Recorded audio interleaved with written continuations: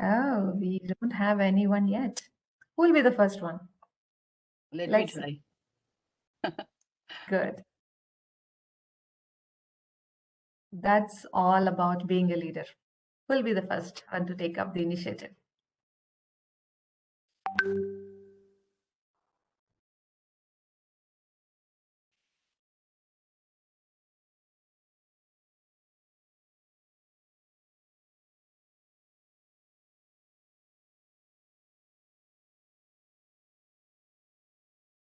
So this is the process, guys.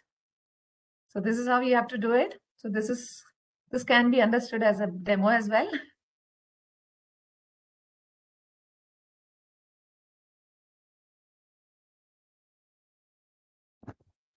Good morning, Lakshmi Prasanna. Thank you for wishing.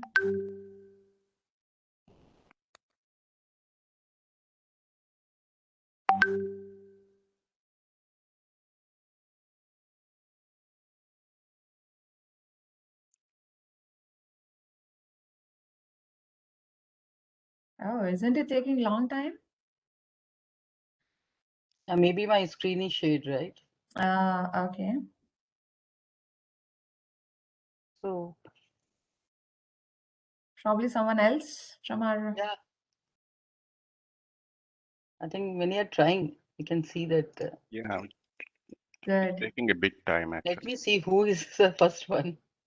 Uh-huh.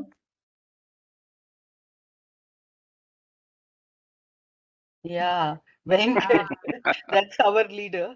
You Yeah, should give a special prize to me. Yeah, actually, I definitely. tried first, but Yeah, you lost in the race, Saujanya. no, actually, because my screen share didn't allow me to take the camera, use the camera. No excuses. Winner is a winner. Others. How about the other So, students? one like to Venkat. Thank you. Let's start others But also. you Start are not posting. eligible to win, Venkat. Only students. That's why I Couple Okay, said okay. students.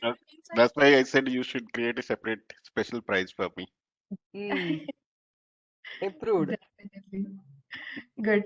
So I think it takes time, couple of minutes for the other students to join or take the selfie. In the meantime, shall we have a small interesting quiz on Yeah, what yeah. is a leader and something about leadership? Sure. Yes. So we have Chaitanya Lekharaju, volunteer from PMIPCC, as the quiz master. I request Chaitanya to take over. Yeah, thank you, Rajeshwari Garu. Thank you very much. Welcome all for today's International Student Leadership Day. Just let me share my screen. Okay. Yep. For the Go through the instructions, instruction. yes. As far as the instructions are concerned, uh, whomever is there, you can join it from the mobile. It is very convenient for everyone to join from the mobile, and I would recommend everyone to join from the mobile. Like you type Slido quiz in your browser, Google Chrome browser, whatever browser you're using in from your mobile, type Slido quiz, and in the results, click on app.slide.do. You will find a link in the results, or you can directly type this, or you can copy it from. Yes, we are posting it in the chat as well. We'll post it in the chat. You can copy over from there, or you can scan the QR code, which will directly lead you to a page where they will ask you to enter your name. So there are two ways to get in. Click the link or follow the link, enter the code, and then join. Or directly you can enter into the module using the QR code. I believe everyone is following, and if there are any queries, you can post it in the chat. Yes, I'm already seeing people joining here. And I would request everyone to put their complete name, enter their complete name, so that it will be easy for us to track after the quiz. We'll be looking for the top scorers as well in this quiz. Oh, very good. Manisha has joined. Rakesh G has joined. Prem Janapala has joined. Very good. I would request everyone to take part in this. This is not just a fun quiz. This is beyond that. We have framed it as an appetizer for today's ISLD session. I would Chaitanya, you repeat can this. share your screen. Yep, sure, ma'am.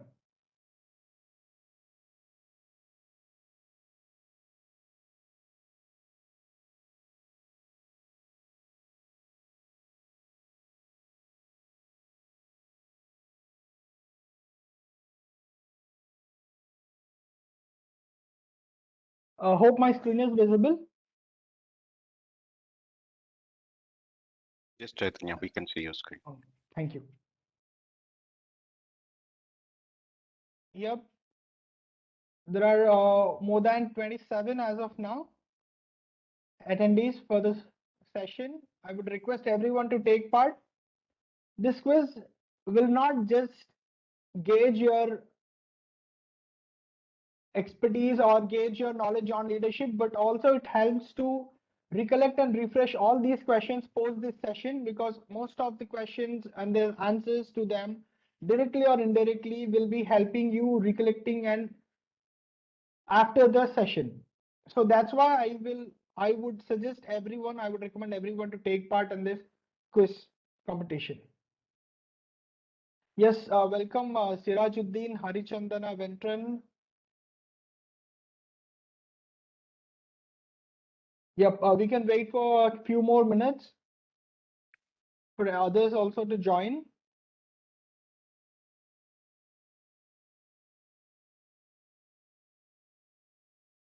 Yes, Sheikh has joined, Santosh has joined. Very good.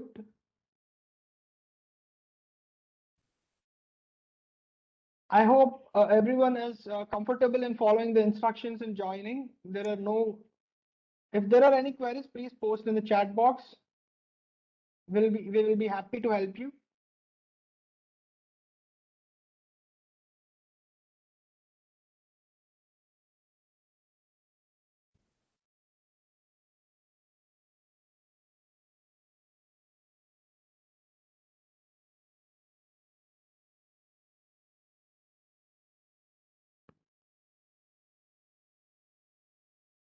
Oh, good.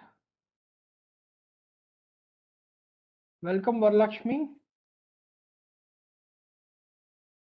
I would appreciate all the participants' interest.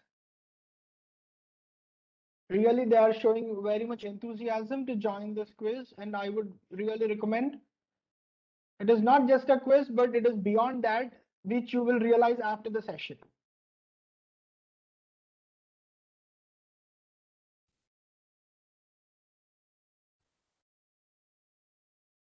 Chaitanya, please start. Yep, we will begin now.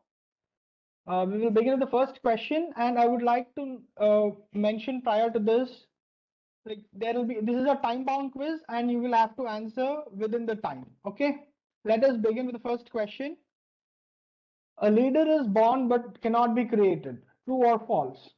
You have 13 seconds to go.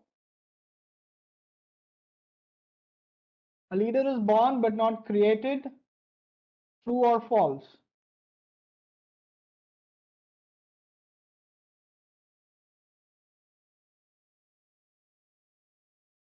Cool, 57%. Okay, fine. Let us see what the right answer is. Yes.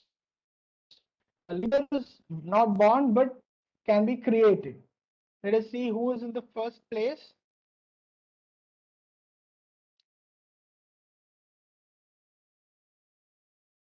Oh, Sheikh Nazir, very good in 13 seconds. Wow, great.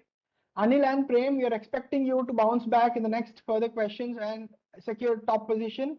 Let us move to the next question. What is the first step to be a leader? You have 20 seconds for this question. What is the first step to be a leader? Set a vision for self, set short-term goals, set action plan, execution. So what do you think the first step of a leader should be? Yep. Let us see how the responses are. Oh, 70% have answered set a vision for self. Let us see what is the right answer. Oh, cool. Most of you have got it. Let us see now how the leaderboard is, the dynamics of changing. Oh, Prem, great. Oh, that is very great. Prem has done it. Next, move to the next question. Leadership is ability to influence the change. True or false? Yes, leadership is ability to influence the change. True or false? You have 5 more seconds to go. Hurry up. Now let us see how many have. Great. And that's the right answer. Very good. I'm very happy that everyone is in the line, and basics of leadership, I believe everyone is aware of. Prem is still leading, Sirajuddin followed by Manisha. Let us move to the next question. I want to bring originality in my work. How can I achieve it? I want to bring originality in my work. How can I achieve it? So let us see how many are in line with this concept of working. There are more 10 more seconds to go.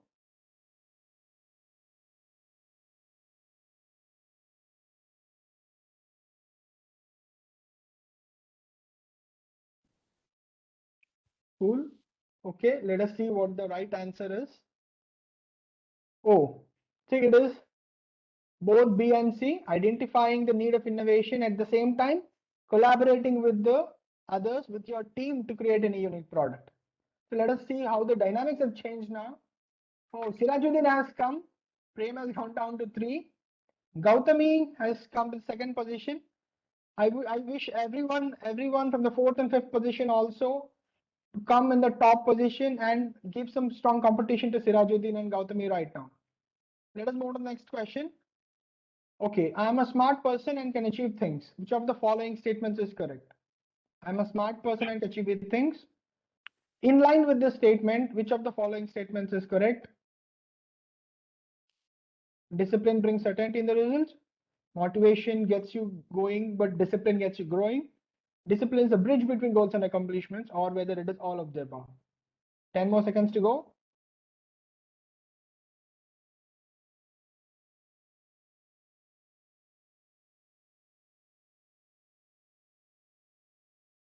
Cool. 94% of you have accepted that all of the above are correct, whether discipline, motivation, everything. Let us see what the correct answer is, and you are right. So now the dynamics might have changed. No, Sirajuddin is still leading. Gautami and Manju, you have to push yourself. It is not just giving the right answer, but also in the short time. Fastest finger first, in that fashion. Let us move to the next question. What it takes to be a nation-ready leader? What it takes to be a nation-ready leader? Introduce timely, innovative citizen services, develop innovative governance models, both of them or none of the above. What it takes to be a leader to be nation-ready. 5 more seconds to go. I wish everyone would give the right answer for this. Oh, great. 94% of them have chosen A and B, and that's the right answer.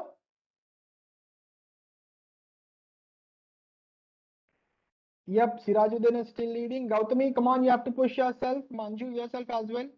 Prem, you were there in the first, but somehow you are in the 4th position right now. You have to push yourself hard. And I wish others also to be very active and quick to answer the questions. Let us move to the next one. A similar question, but what it takes to be an industry-ready leader. A small change from the earlier question, what it takes to be an industry-ready leader. Bringing distinctive competences, develop innovative business models, address global business demands, all of the above. Sometimes there are possibilities that none of them is the answer as well. So you need to choose very wisely. Cool. All of the above. So bringing distinctive competencies at the same time, developing innovative business models. I'm very happy that most of them are in line with the leadership qualities, and most of the aspects of leadership you are aware of. Very happy and looking forward to further session as well. Still, Sirajuddin is leading and Prem has bounced back. That's great.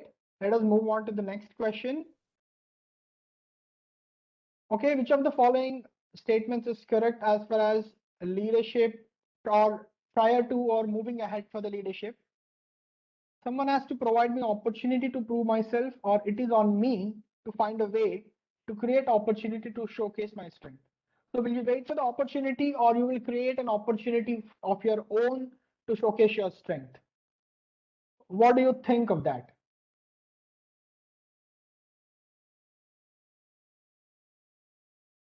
Oh, this is quite interesting. It is quite surprising as well. It is always, it is not sure whether you will get an opportunity or not, but you have to find opportunity wherever it is possible to showcase your strength. Let us see who has correctly put the answer. And yes, Prem, that's very great. Let's move on to the next question. What is unique about global work environment? So most of them may not be or may be knowing about global work environment. I hope you will be able to understand at least the end, but we would like to know what do you understand about global work environment? Whether it is understanding and respecting other cultures, working with different countries. Okay, 90% of them have chosen all of the above, and that is the right answer. And as for the leaderboard is concerned, still Prem is leading. That is very great, followed by Manisha and Sirajuddin. This is the final question for the day.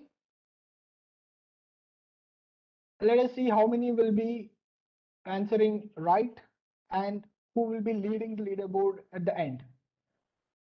Which of the following are the key characteristics of a leader? To be a leader, what are the key characteristics among the given options? Realizing objectives, being a mentor, and learning lessons from failure. So what do you think? Oh, great. Everyone has given the right answer. Finally, the leaderboard stands Prem, followed by Manisha, and followed by Sirajuddin, Harichandra, and Rachna. A very great applause for all. I request everyone participated today and everyone joined today, including the panelists, to give a big applause for all the quiz participants, and especially for the top 3 who have shown very great interest, and Prem especially has bounced back. Congratulations to everyone. Thank you very much. Wow, what a participation from everyone. It was neck to neck between Sirajuddin, Prem, Gautami, Manisha, and that's the spirit of youth. Absolutely. Yeah, that's very great. The questions were really appetizing, Chaitanya. Thank you so much. Hearty congratulations to all the winners. There are interesting goodies waiting to reach the winners. I request the first, second, and third winners to message your name, phone number, and email IDs to Chaitanya through the chat window. And I see many have joined now, and I would just like to repeat about the selfie contest once again. We have a selfie contest open till 11 a.m. Please click a beautiful selfie and upload in the links provided in the chat. The highly liked selfie wins a prize. So the link is already available in the chat for all the attendees. I would like to request them to take a beautiful selfie and upload there.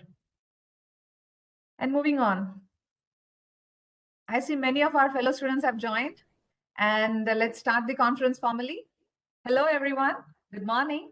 I am Rajeshwari Gudeti, working as Associate Director at Novartis and associated with PMIPCC from past 2 years as Volunteer Program Manager. I'll be your moderator for the program today.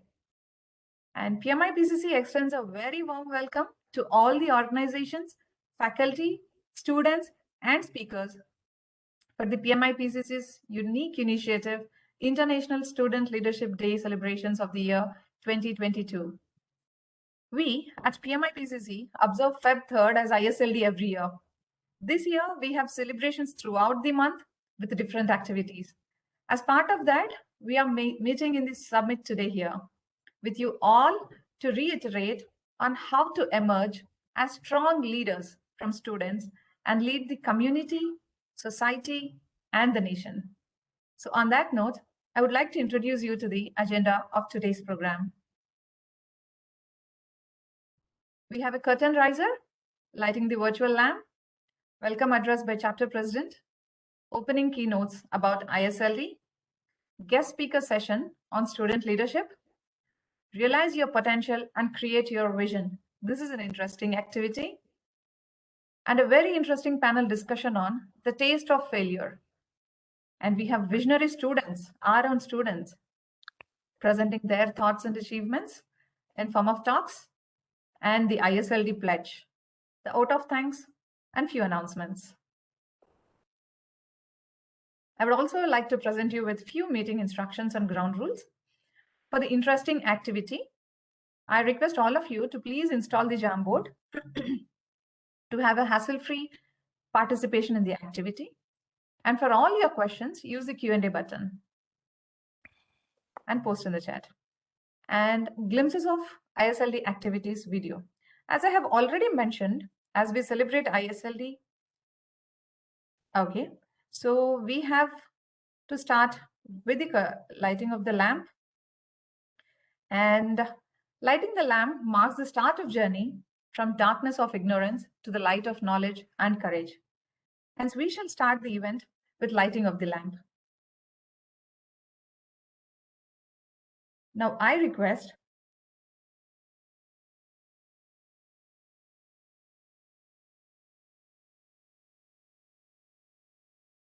may I request all the panelists? Yes, Rajeshwari. Okay, may I request all the panelists to switch on their videos? I request Venkat Reddy, Chapter President of PMIPCC, VSR, one of the founding members of the PMIPCC, Visu Kumar Gopal, MBA, PMP, the Youth and Social Impact Region Advisor, Region R11 South Asia, M. Nagaraju Garu, and Conference Directors Naga Saujanya and Vishnu Vijamuri, and the Vice President Komal Mathur, General Secretary Manohar Eraguntla, and all the other board members available here. To please switch on their videos by lighting the lamp. Yes, Saujanya.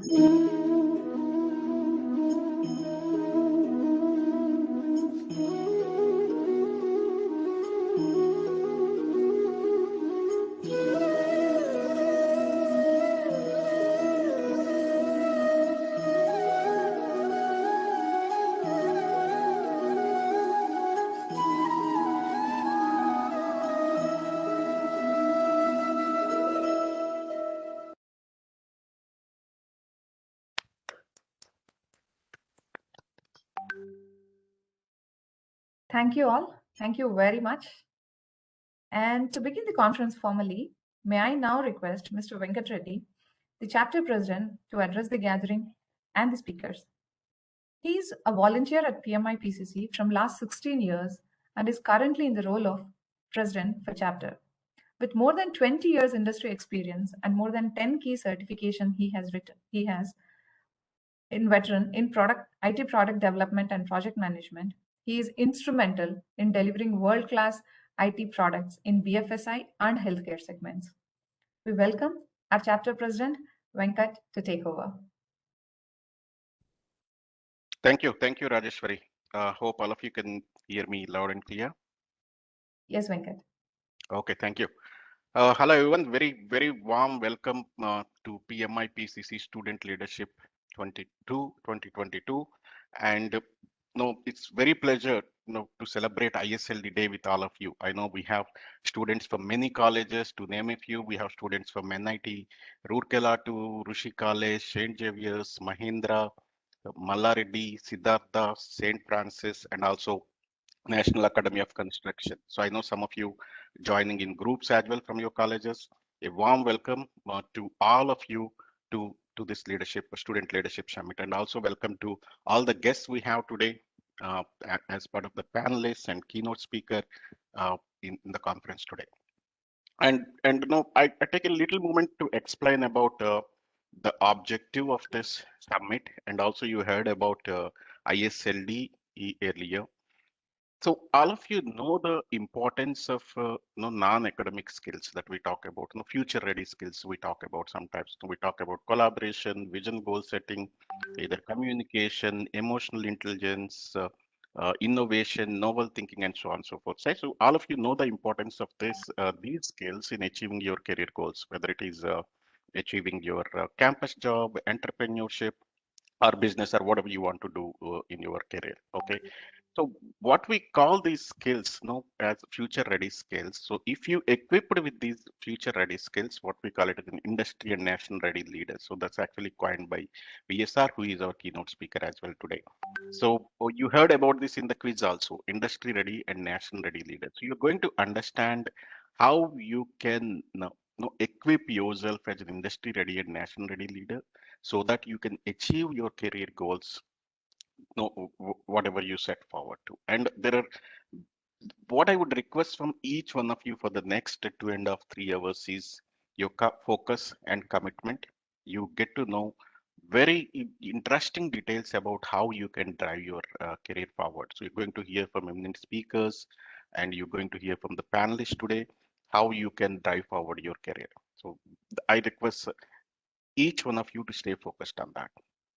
Okay, and from PMIPCC, you heard about PMIPCC. You see in all the slides about PMIPCC. For some of you who don't know about PMI, a quick glimpse of PMI.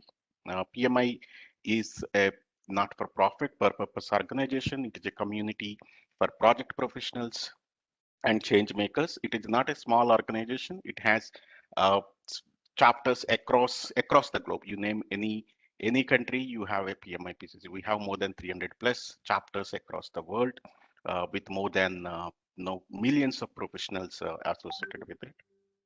Next slide, so Rajanya.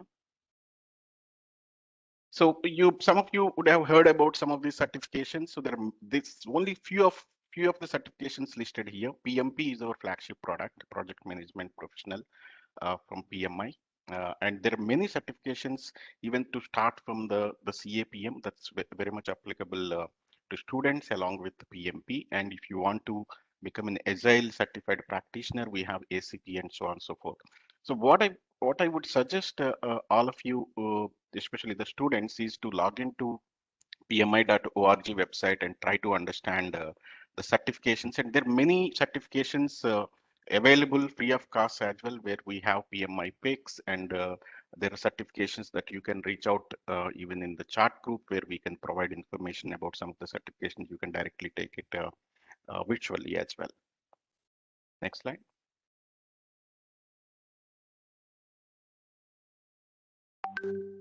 Okay, so we are from PMI Pearl City chapter, located in Hyderabad. So we are again, as I said, we started way back in 2001. We celebrated our 20th birthday last year, and we provide many services. So again, in the not-for-profit mode, we do conduct conferences, we do network meetings with the project professionals, and we connect students and industry. And one of the key component, as you see here, is the student leadership competency building, the SLCB. I would like to emphasize, especially for the students. We have a framework where I talked about the future ready skills and how you can convert yourself as future ready or industry ready, nation ready leader. So there is a framework we came up with. This is one of our flagship initiative as part of the chapter, where you understand what specific modules or what specific skills so you can learn, and how you can so there is a career framework we developed as part of this initiative. So you get to hear more about that. And also there are many advantages you can take being a part of a PMI and PMI chapter member and the student member. And Vishnu is going to provide more details about what benefits you're going to get as part of the student membership of the chapter. So this chapter is driven by no chapter board, and we are 12 volunteer leaders. So we work across different organizations, and we volunteer for the chapter. So I'm also myself currently volunteering for the chapter from as a president. been with chapter from last 15 years. Next slide. So this is a quick snapshot view. So I don't want to get into each and every detail here, but this is a quick snapshot view. We celebrate many conferences, and we had our national conference, Project Management National Conference, celebrated in 2019 in Hyderabad. So this is a snapshot view from that, where our Vice President Shri Venkaiah Naidu garu presented the keynote address at the event. And we do our own regional conference. We have Jan Lahari conference every year. We do student leadership conferences like this, and also we do many other network meetings, or we have knowledge sharing sessions, which, being part of the colleges, definitely you can take advantage of it. So we can send the information about our knowledge sharing and a continuous basis knowledge sharing sessions to your college representatives, and they can communicate to each one of you so that you can take part. Next slide.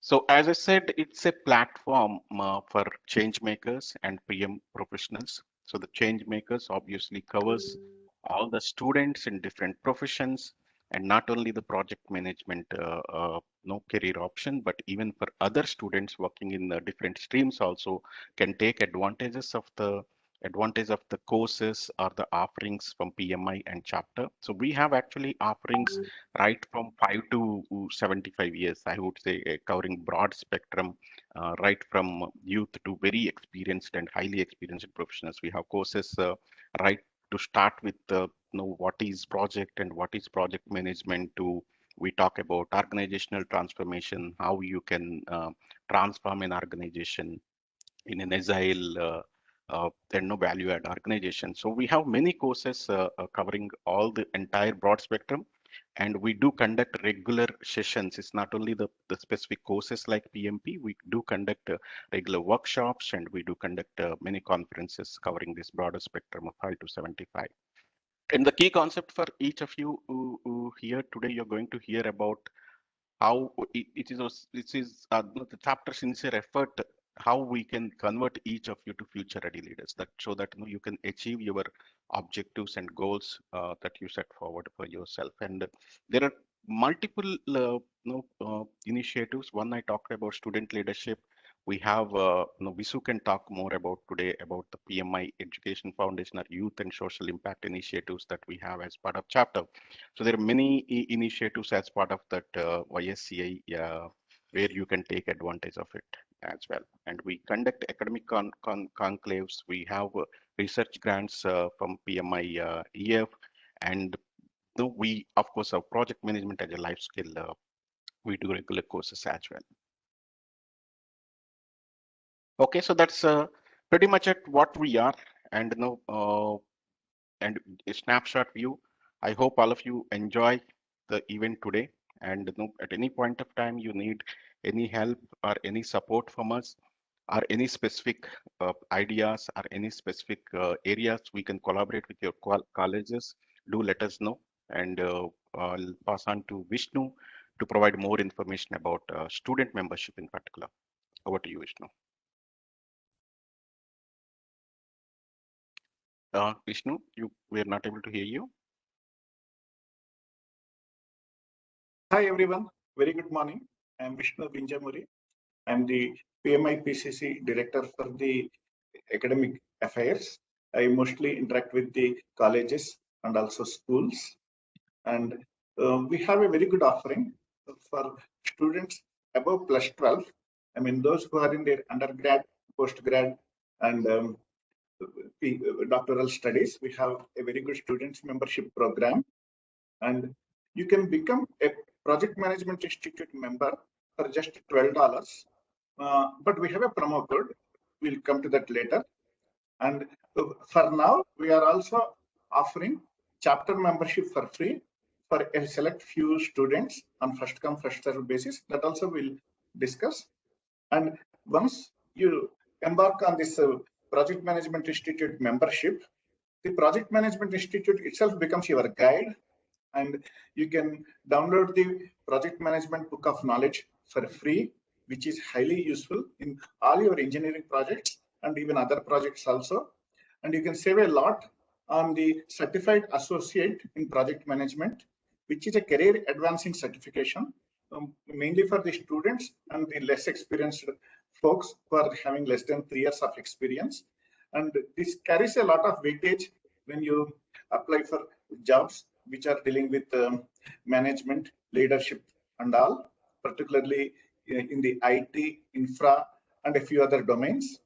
And you can power up your skills through many free webinars. We have projectmanagement.com, which is tied up with PMI, and all the webinars are available for free. So you can enhance your leadership skills like anything. The sky is the limit, depending on your interest, which domain you are interested in, and what are your goals.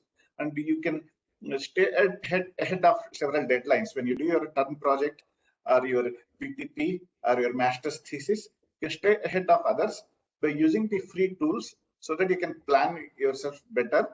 And you can also tap into a local and global community of PMs.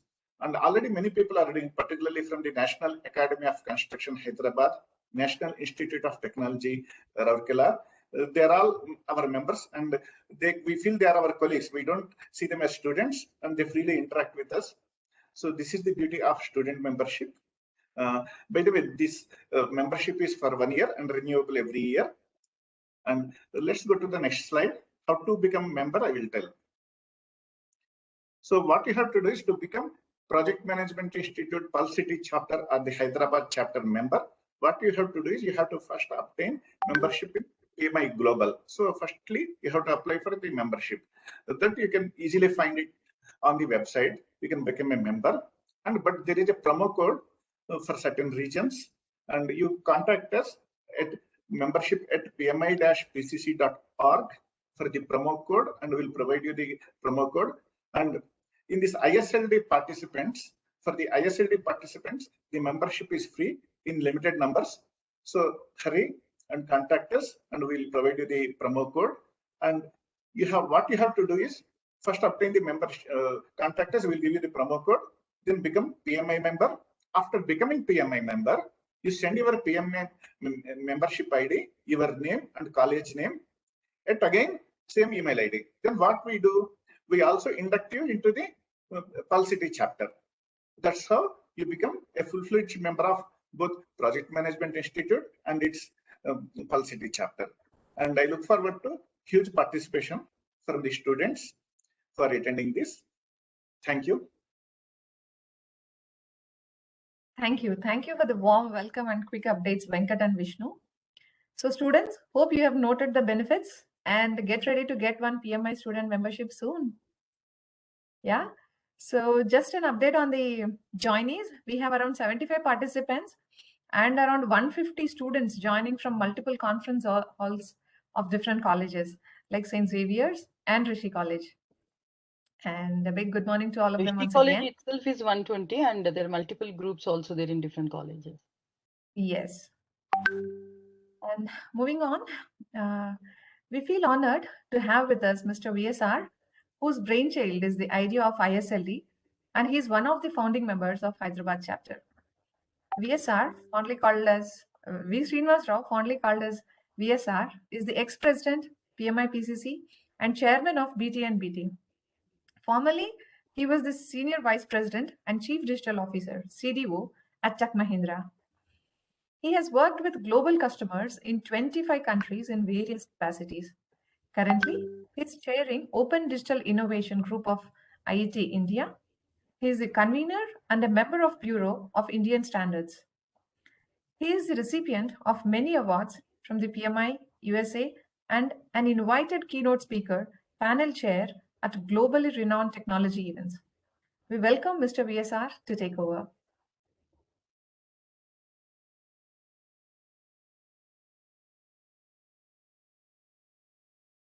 You're not audible, sir.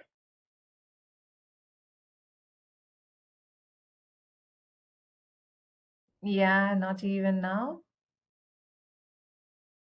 Be audible, I hope. Yes. Yes, Okay. you are. Yes, please. All right. Thank you so much for inviting me. I remember the days 2004 when we first time spoke about these students and how we can nurture industry-ready leaders and nation-ready leaders. So thank you very much for continuing this. And it's not easy to continue anything for these many years. It's almost 17 plus years, I think PMI Pearl City chapter has been doing. Kudos to all the great volunteer leaders of PMI Pearl City chapter. So I would like to start with a few questions because leadership is a very heavily used word. I mean, a lot of people talk about you have to be leader, and but not many people able to convey what is that leadership and how really that will help you.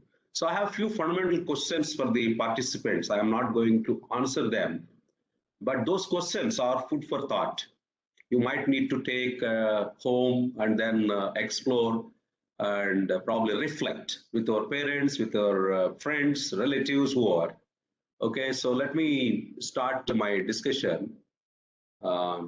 This 1 second. Are you able to see the screen, please? Yes, sir, we can see that. Okay, so I have next, I think, 13, 14 minutes. These questions I'm not going to answer. If I have to answer, probably it requires 1 day. Okay, do you guys recognize that the world is changing? So first we need to understand the world is changing. 1700 in the year, it was driven completely by mechanization with steam engines. After that, electricity came. After that, electronics and information technology played a role. But today, it is entirely different, driven by so many new technologies, irrespective of industry. Even in academia, you see a lot of technology interventions are coming. First thing is, are you able to recognize the change happening in the world, and are you able to prepare to be successful in that change? If you don't know what all the changes happening, it will be very challenging. Number two, why are we not able to produce Satya Nadella and Sundar Pichai in India, made in India? Why Google and Microsoft type companies are not able to, I think, build in India? We need to reflect. Yes, we are proud of these guys, but at the end of the day, they're foreigners. 25 years, they stayed there, their DNA, their blood, everything is for that country, not for our country. Yes, we can claim that they are Indians, they are born in India and all, but why we are not able to produce such type of leaders? Many students are failing to get employment. Only 10-15% of the students are getting employment. And if you look at the whole academic institutions, less than 3% students are ready to get into entrepreneurship. They don't want to start their own companies. Why 30-40% of the new couple getting divorced? Parents have to realize, the youngsters have to realize, why? Why today? Maybe in 2000 and all, it was not this much. Why more and more youngsters are committing suicides? Why they are not able to bear the stress? Why India is still a developing country? Okay, I'm 50 years now. I have been listening this for last probably 30 plus years. India is still a developing country. Why many parents are sent to old age homes? Why carbon dioxide emissions are too high? In the next 6 years, if the temperature goes up by next 1.5 degrees Celsius, you will see a disastrous world. COVID is a classic example of if we play with the nature, how the nature will bounce back. We are the guests for the nature. And we are killing the animals, deforestation, insects, and the whole biodiversity balance is gone. Understand, my dear friends, if the insects are not there, creatures are not there, humans will die 2 days, within 2 days. If we are not there, they will survive. I think we all need to ask these fundamental questions and search for the answers. That's where I define. So, to summarize, you as a person need to shape yourself as an individual, and you have to be a family leader in future and now. That means how do you ensure that you build great values within our family? Ethics, principles. How do you create a better path for our kids if you are a parent? If you are self now as a student, you have to prepare yourself for the change. And in future, 35 years of career you have after completion of your education. So how do you be successful in your profession? And how do you make sure you are individually social responsible person as a citizen? So to answer all these questions, you need to understand leadership. If at least 50 to 60% of these areas you got an answers and then you are becoming successful, then you are a leader. So I don't want to give you some great definitions of what is leadership and all, but I want to tell you that you need to get answers to these questions and you need to put a plan to ensure that at least out of these 8 things, you are successful in 50 to 60% of these things. And you have to shape yourself as an individual self, and you have to ensure that you will be a successful individual leader, family leader, business leader, community leader. I think that's what the leadership. Then why we started this initiative in 2004, there is one statement caught my attention. That's where Dr. Kalam, Abdul Kalam, the former president of India, he told exactly, if may not be the same words he used, I recollect this, if we ignite the spark in the minds of 760 million youth in India, which force in this earth can stop us becoming one of the top developed nations in the world by 2020? This caught my attention. Ignite the spark. So I think I opened this session by igniting some spark in our mind that is asking those 8 questions. You need to find the answers. So that's only one aspect of igniting the spark. So I thought then, I spoke to my close friend Suresh Chandra and others in PMIPCC chapter at the time. Hey guys, we need to ignite the spark. Why not we look at this from the students' perspective, because after some age, very difficult to ignite the spark, right? That's where 2004, with the inspiration from Dr. Kalam's statement, we have come up with the following slogan. For India to become one of the top developed nations, we need millions and millions of industry-ready leaders. That means once you complete your education, you should be able to start your own company successful, or you should get into a great job and successful. That's where you are industry-ready leaders. Are you gearing up for that or not is a fundamental question. That's the leadership you are building during your academia session. And then you have to become nation-ready leaders. That means you could be a bureaucrat, an IAS officer, IPS officer, a political leader, or an NGO, or a community leader, whatever, who are going to contribute for the society, environment, and all. So there are 2 categories of leaders required for this country is what we identified, with the inspiration from the one statement called ignite the spark. So we thought, I think we should ignite with our efforts some spark in the minds of the students. Okay, and we also basically started advocating. Leaders are not only born. Don't assume that you are a born leader, you are a born leader, that's fine. But most of the people don't get the environment.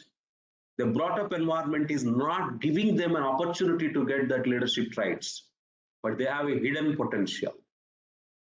So what is most important thing here is, if you are not a born leader, you learn and become a leader and unlock your hidden potential, what is there. That's where we also thought that the PMI Pearl City chapter has to provide a platform, not only to ignite the spark, to become a leader and successful in self, family, society, and profession. You also need to unlock the potential of the students so that they will be successful in their 35 plus years of career. That's where we started Student Leadership Competency Building Program.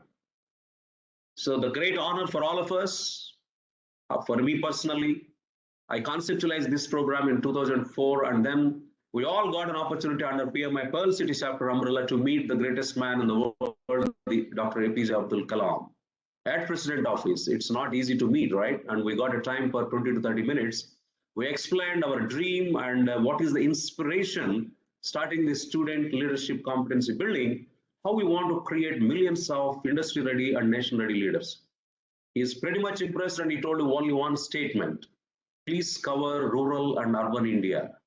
There are so many students who get great education in the urban area, but not in the rural area. Okay, so that's where I think the journey started. We unveiled this in 2005 at GAN Lahari conference held at ISV, and Dr. Kalam delivered a keynote speech at that particular event. We inaugurated student leadership competency building. So we defined 25 knowledge areas. I don't want to get into them in detail. So that my friends, colleagues, PMIPCC chapter, they will talk about what are the 25 knowledge areas, what they need to be modified. I think with the changes what is happening, I also requested them to look at them. But there are fantastic areas where you have to understand if you want to be successful as a self, family, professional, and community leader. And we have visited villages, Anaparthi, Kakinada, Venkat Reddy was there, who coordinated Anaparthi, Guntur, Vijayawada. Of course, Hyderabad is a place where it is happening.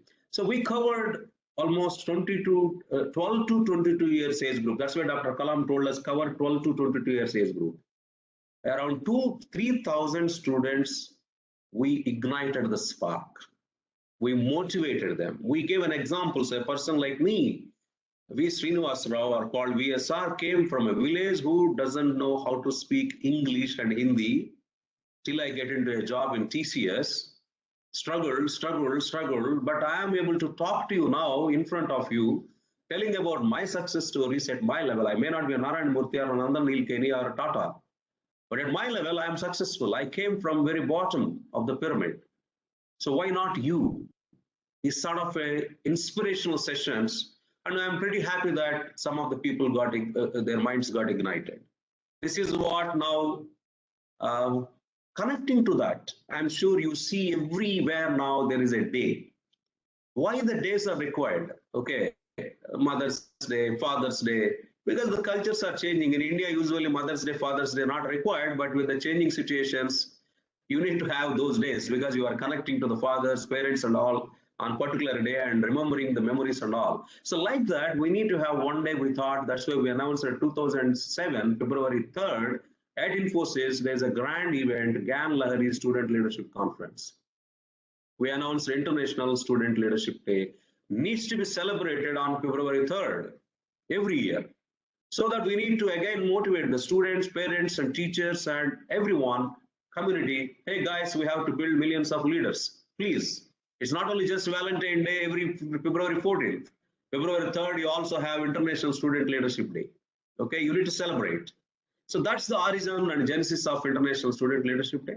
As I told, we start this on February 3rd and continue. It's like a series of events like we are doing in 12th February on 12th February. Every year we do this 3rd to February end, student leadership competency building programs, and then celebrate this International Leadership Day. So last, I think the first one we celebrated is on 3rd February 2008 at Necklace Road with 3K Run. Very interesting images you see here. So there are students walking. I mean, I request next year PMIPCC chapter to go a grand. I think he went with probably a few thousands of students, parents, teachers are coming and walking, demonstrating, yes, we want to become the leaders. We want to become the industry-ready leaders, nation-ready leaders. Take the promise, take the oath. He's my close friend, Suresh Chandra. Unfortunately, he's no more. So look at here. And this guy, the left side of Suresh Chandra, he's the guy who designed that video of inaugural. And here we are young at the time, maybe 35 years. So here Arun very closely worked with me. This is me. And there is a van we put it. We got songs and so on. It's a great celebration. All right, now let me conclude my session again by asking few questions. With a couple of slides I have, I'll just, what is not leadership you have to understand. I think what is leadership? I asked you 8 questions. If you answer them, I think certainly you find the answers, start practicing and be successful, then you become a leader. So what is leadership? What is not leadership is very important. How do you prepare to become successful? in 35 years of your career. Please don't look at your education just 15, 16 years as a student. You have 35 plus years of career. That could be self, family, profession, and community. So you have to really balance your effort as an individual, as a family member, as a business or a professional, and as a citizen. You need to balance.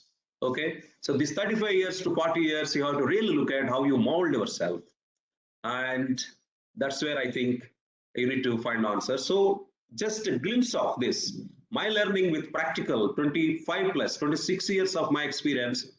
I think I want to summarize a few things, probably leadership mantras. This is very important for you if you want to really become a leader. One, learn the capability to visualize the future.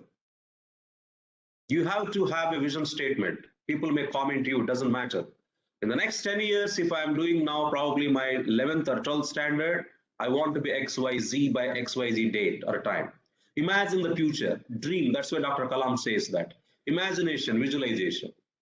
Then acquire a better storytelling skills. It's not only just imagination, it is not only just visualization. You need to make sure you pull hundreds and thousands of people to work with you and you work with them. That is possible only when you got great communication and articulation skills. Without great communication and articulation, you cannot motivate and inspire the people. There. Indians are not good at asking questions. Acquire the skill to ask right questions. Why, what, how, when, where. You have to ask everyone. Don't fear. Then actively listen. And learn to take the feedback. Learn to take the feedback. Don't go ego. Whoever gives the feedback, if you like it, thank them. If you don't like it, thank them. But just understand why that feedback is coming on you to improve yourself. The most important thing I will tell you, you have to acquire a mindset, plan, do, check, act. Whatever you want to do, you plan it. Okay, I will complete this 1, 2, 3, 4. This is the date and time. Whatever you plan, you do it. Whatever you do it, you check it, whether it is happening as per the plan or not. If it is not happening, act. Take corrective and preventive actions. My dear friends, this is the successful mantra for all greatest leaders in the world. Then, you as a person to become a leader, you must have an aspiration. You must have a great attitude. You must acquire skills, abilities. And not only that, it's not just going and asking the God, please help me, but you have to act, you have to execute. Okay? Then you need to have the great ownership, accountability, responsibility, sense of urgency. I will leave here. This is a bit jargon for you guys, but you will understand, but you note it. You ask your parents or any of your seniors, what is the meaning of these 4 words? Okay? And you need to get the exposure. As I said, we are moving, we are changing. You have to continuously read and understanding what is happening. And you need to work in environments, practical environments to learn. It's not only just reading, you have to experiment and get that environment. Okay, then finally, I would like to suggest you, anything you are doing, just self-reflect. That means you have to ask yourself, am I doing right? Am I doing wrong? Okay, then you regulate yourself and adjust to the situations. Don't go blindly. You have to pause. You have to self-reflect, self-regulate, and be compassionate. That means try to see that other's point of view and try to help them. And finally, don't play with nature. We are the guest for the nature, and nature is the host. You go to the home, somebody invited you, and take it granted, you want to use their home as you want. No, I'm sorry, that's not the way you live, right? You're a guest. So please respect the nature. Already we screwed up that in the first, second, and third industrial revolutions. Fourth industrial revolution is going to spoil, and the next 50 years we are going to build a horrible planet. Let us not do that. Okay? I think that's what the whole thing, and international student leadership can be celebrated in many ways. So I leave that part. I'm just leaving here just as a screen here. So today we are doing just, I think, a small event Last time on February 3rd, we did a 3K, but there are so many things now from this year. Start sending. It's not only just Valentine's Day. Every February 3rd, you send Happy International Student Leadership Day. Recognize the best students, recognize the best institutions who are demonstrating that leadership skills and all. Thank you so much. Thank you, sir. Thank you so much. Thank you for the wonderful thought of SLCB and implementing it so relentlessly through PMIPCC. And the initiative has ignited the sparks in many of us. And I hope the same is the case with many of the students here.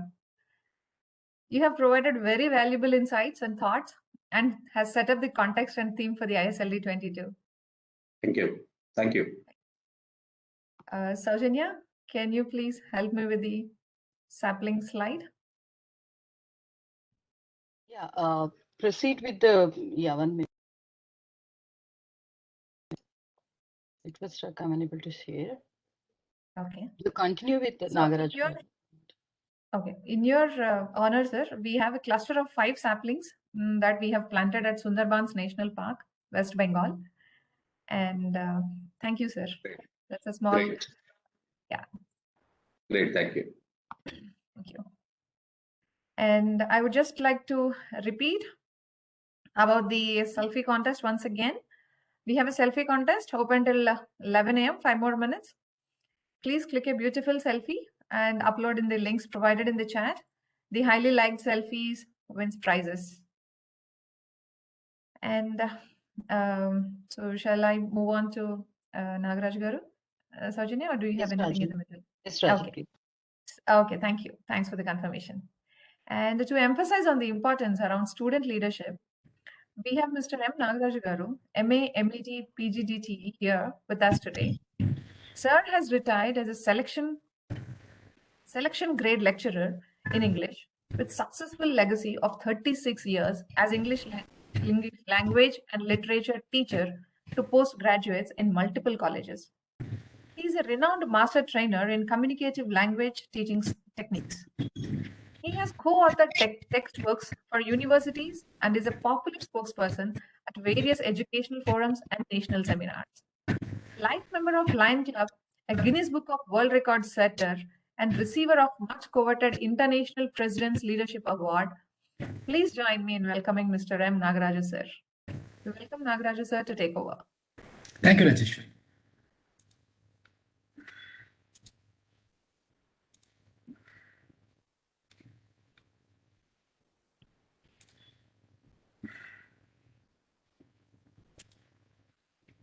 Good morning, everybody. Good morning, sir. This is such a wonderful opportunity for me to interact with you this morning. I was watching young students participating in that quiz quite enthusiastically, those 10 probing questions about leadership. I saw your passion, your enthusiasm, quite excited at that. I also was carefully listening to VSR, very thoughtful insights into leadership and also the wonderful work that you've already done as an organization. I think this is quite tremendous and also quite praiseworthy. I appreciate your contribution to the community, especially the students. That's really wonderful. I'm so happy. Perhaps some of what I'm going to talk to you about may overlap or maybe some kind of a distant repetition of what has been said, perhaps, but still I think it's worth knowing it a little more in detail. The topic is student leadership. I think I have 30 minutes from now. Is that right? Rajeshwari, do I have 30 minutes from now? Yes, sir. You can take that. Yes, sir. Thank you so much. Yes, Thank you. Thank you. So the topic is student leadership. You already participated in that Padlet and also Slido and other, I think you are familiar with that, I believe. All those who have access to data or maybe internet can participate in one more similar exercise. Towards the end of BSR's presentation, he asked you to consider what's not leadership, what's leadership. I'm asking you the same question again, but in a different format. The question is, what makes a leader? Maybe you can contribute whatever you think contributes to making a leader, what makes a leader, what makes a leader. There was also a question about whether leaders are born or leaders are made, and your answers were quite interesting. And of course, towards the end, it was clarified that leaders are not only born, but they can be made too. So on that note, you can please go to Menti, and I think you can go to your browser, type Menti, and choose join a presentation. And once you join the presentation, you can just type this number 80239868. I'm repeating 80239868. Yeah, I think I'll post that in the chat box also. Yes, I've posted the number in the chat box. You can refer that in case you need. You contribute. There is a question there. The question is what makes a leader? You can give up to 3 answers. And in case you have more than 3 answers, you can give one more time also. You can enter a second time also. You can give multiple answers rather. Just begin contributing your answers. In the meanwhile, I'll also go there. I'll stop sharing this and then, yeah, I'll stay the Menti screen. One second.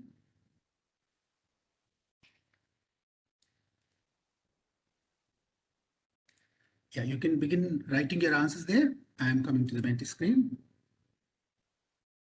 Yes, I think I can see your answers. Some of you have already contributed. Somebody has said humility. I think some 2 or 3 of you have said empowerment. Somebody said communication. I think some 2 or 3 have answered already. Some more people. I'll give you 2 minutes to give your answers.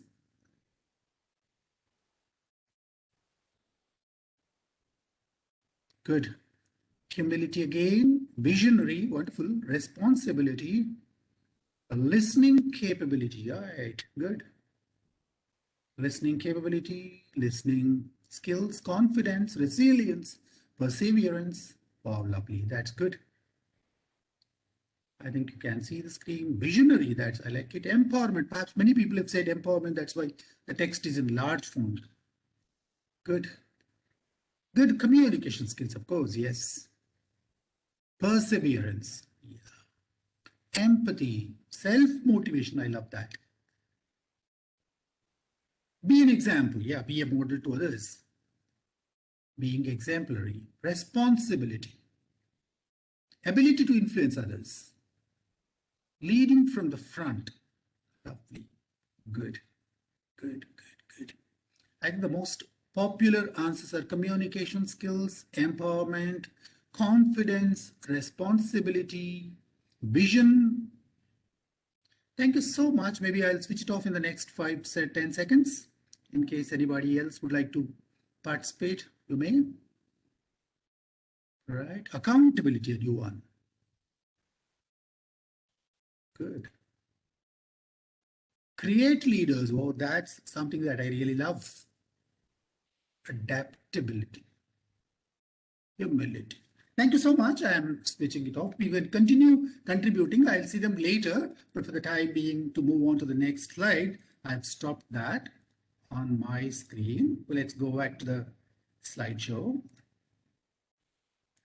Yeah, so this is where we found, and then I saw that you give a lot of good qualities, good traits, good skills of an effective leader. Maybe if I ask you the next question, are these the same qualities that are found or that are expected to be seen in student leaders also, or student leader qualities are different, right? Yes or no in the chat box. Just one letter is enough. Y for yes, N for no. So we saw the qualities and traits and skills of leaders in the earlier question. Now I would like you to ask yourself, are the qualities the same for the student leaders also? Good. I think people have started giving answers. I think so far, all of you so far have said yes. Thank you so much. Even I believe that they are just the same. Good. Thank you. Quite a few of you have answered. That makes my job a little easier because all of you have agreed that the kind of qualities and traits and skills that we would like to see in student leaders are almost the same or just the same as we see in the leaders in other fields of human activity. So from all that you've told me, from all the answers that you've given me, In case I need to make a kind of a definition of what leadership is, perhaps this fits in almost every answer that you've given me. So what does that say? It says leadership is mobilizing people, mobilizing the actions and efforts of people, the others, the team, so that we can achieve our desired common goals. So we set some goals, and the goals are collective, not one individual's goals, but the team's goals.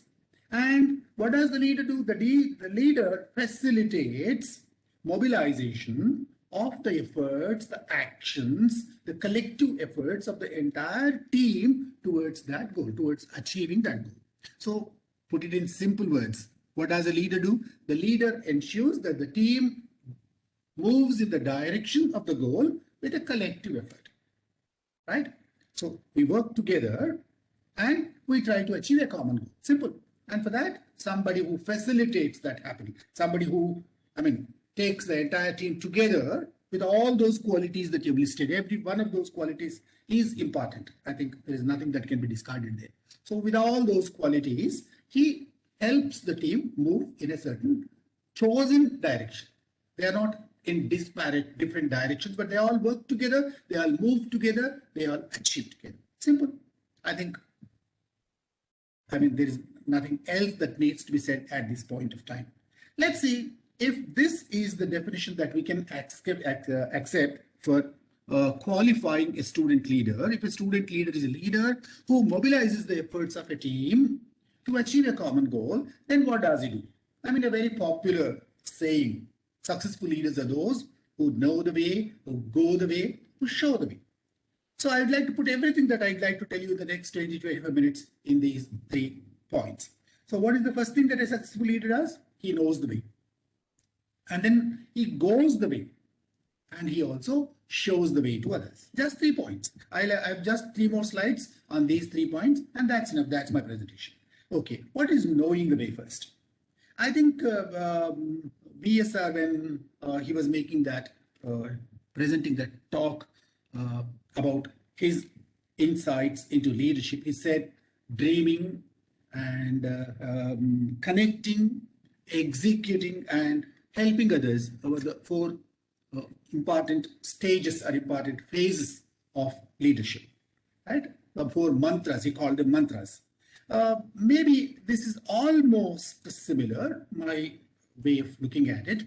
Slightly, maybe 1 or 2 more things are added. I added knowing between, perhaps it comes somewhere between dreaming and executing. So between those 2, there is another level called knowing, because without knowing, we cannot move ourselves, we cannot help others move. So what is this knowing? When I say the leader must know the way, what does it mean? Knowing means, I already know I am a student, I already know my subject, I already know what course I am doing, I already know what job I want. Is that all that we mean when the leader should know the way? No, the leader has a bigger responsibility. So how do we know? Suppose you are a student doing your engineering. You want to know. What does that mean? So knowing is just going to the library, perhaps, and sitting there and then referring to a book, or maybe sitting in the classroom, listening to the teacher and making some notes if you are a good student, and taking it home, preparing for the examinations, passing the examinations. Is that knowing the way? I think, of course, that is knowing the way, but it's a lot more. Knowing the way is not just depending on the library books, not only just taking notes in the classroom and listening to the lectures, but it's little more. What's that little more? So that little more is, apart from listening to the lectures and reading books, it is also tried out in the laboratory, in the college itself, but more important than that, outside the college, right? Beyond the classroom, you have some skill of trying it out, experimenting with that, applying that. So that is also reading.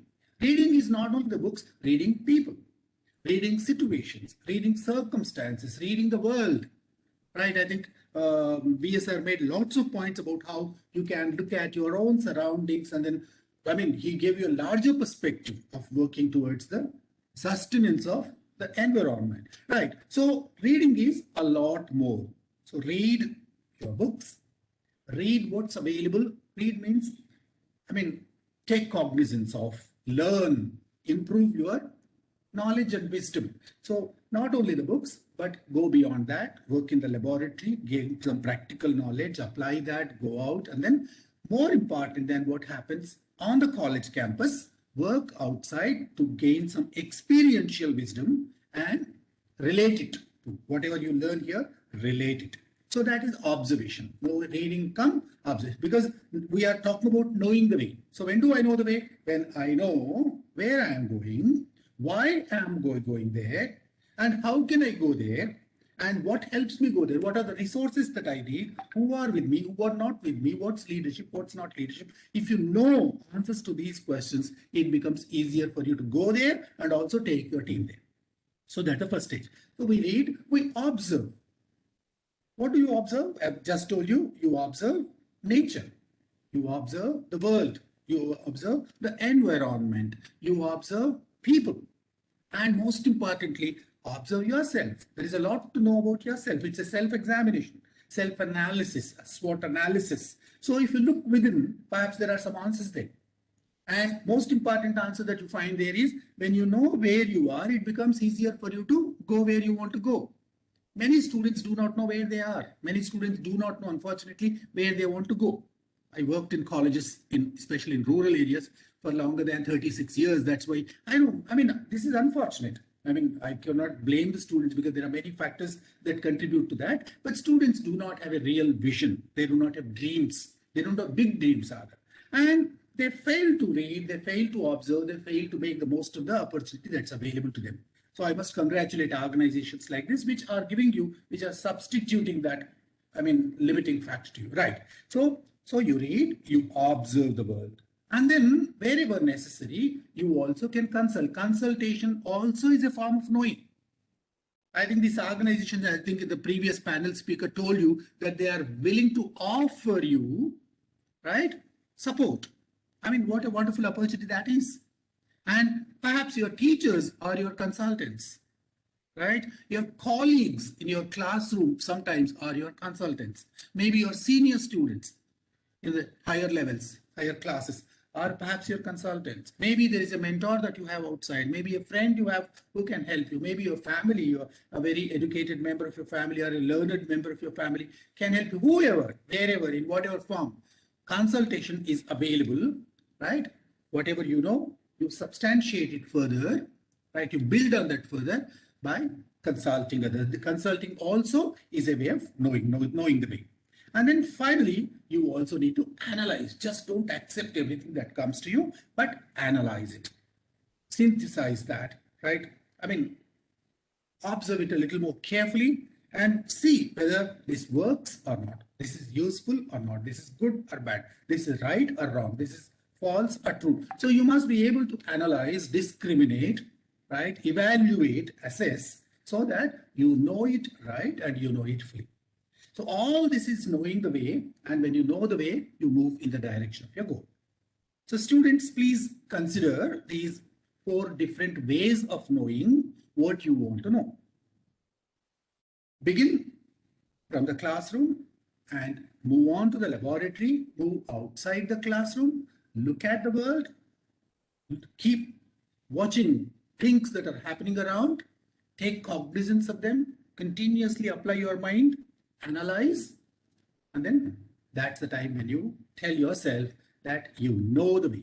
Once you know the way. So it actually started with the dreaming, as I told you just now. So dreaming was the first stage.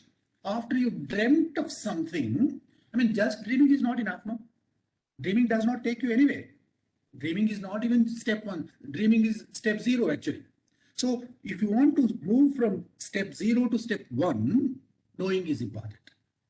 Dreaming is just in your mind, but to put into action, to take the first step, knowing is the first step. So take your studies a little more seriously. The content that is given to you in the university, in the college or whatever is very important. That has been, of course, created by, senior, wise people from the various levels. There may be some limitations in that, but still, of course, that should not. That's why every university, every college not only prescribes it some textbooks, they also prescribe some reference books. Knowing does not limit to reading the textbook. So you must go beyond that. So reading, observing, consulting, analyzing are some of the things that contribute to you. When you tell yourself that you know the way, you are ready to go the way. So when you want to go the way, what do? The next thing that you do is you begin working in the direction of going the way. Going the way means you are begun going, right? How do you do that? To go the way, one of the first and the most important qualities that going the way is something like executing that. I mean, in the earlier presentation, it was called execution. That's what I call going. So you are going the way. So when you are going the way, you need a few qualities as a leader. What is the first thing that you need? Passion. Nothing in this world can be achieved. Nothing big in this world can be achieved without passion. So you must do something only if you're passionate about that. Otherwise, you must leave way to somebody else who can do it better. Instead of wasting your time and the world's time here and doing something incompetently, right? Something, I mean, that instead of improving the quality, destroys the quality, don't be there. Do something passionately, where your heart is. I think there are tests to find out where your heart is. There are tests to find out. I just made a mention of your SWOT analysis, SWOT analysis, whatever that. There are tools that are available to help you know what you are, where you are, what are your opportunities, what are things that are standing in your way, what are, I mean, inhibiting your progress. And once you have an analysis of that, once you look within and ask yourself all these questions, you are ready to go the way, ask yourself whether you are really passionate about this. If you're, that's one of your strengths, if that's your passion, if your heart is there, it becomes very easy for you to go the way. Maybe if you are not passionate, as I told you just now, it's better to leave that and then think of something else that you can do better. Right? Don't go into an area where you do not have your heart. Right. So passion is one of the most important qualities to be a successful leader. So apart from passion, there are a few other things that you need. What is that? Focus. So once you've chosen your dream, once you've started working in that direction, once you've gained enough knowledge to move in the direction you've chosen to move, so you need to have a lot of focus, determination, focus, and a kind of a loyalty to the goal that you've chosen, right? And that will be benefited, that will become stronger if you persist. So you are likely to fail the first time, the second time. There is no guarantee. All these so-called successful people failed many times in their lives and then they withstood that, they overcame that. So only by the ability that you demonstrate to accept failure, you move further, right? So focus, then persist. Persisting in, despite the failures that you might face, moving ahead, moving farther. So passion is essential, focus is necessary, and persistence whenever there is a failure. And execution is possible when you are working in a team, like in a kabaddi match or a football match or a cricket match, whatever you might have seen. People work together with a common vision, with a common strategy, with a common goal, then only they succeed. So if they work in different directions, what happens? All of them are working, but in different directions. Nobody moves anyway. Nothing happens. No goal is achieved. So it happens many times when a team is not well built, not well knit. So it's the leader's job to ensure that all of us are on the same plank. All of us are on the same plane. All of us are working together.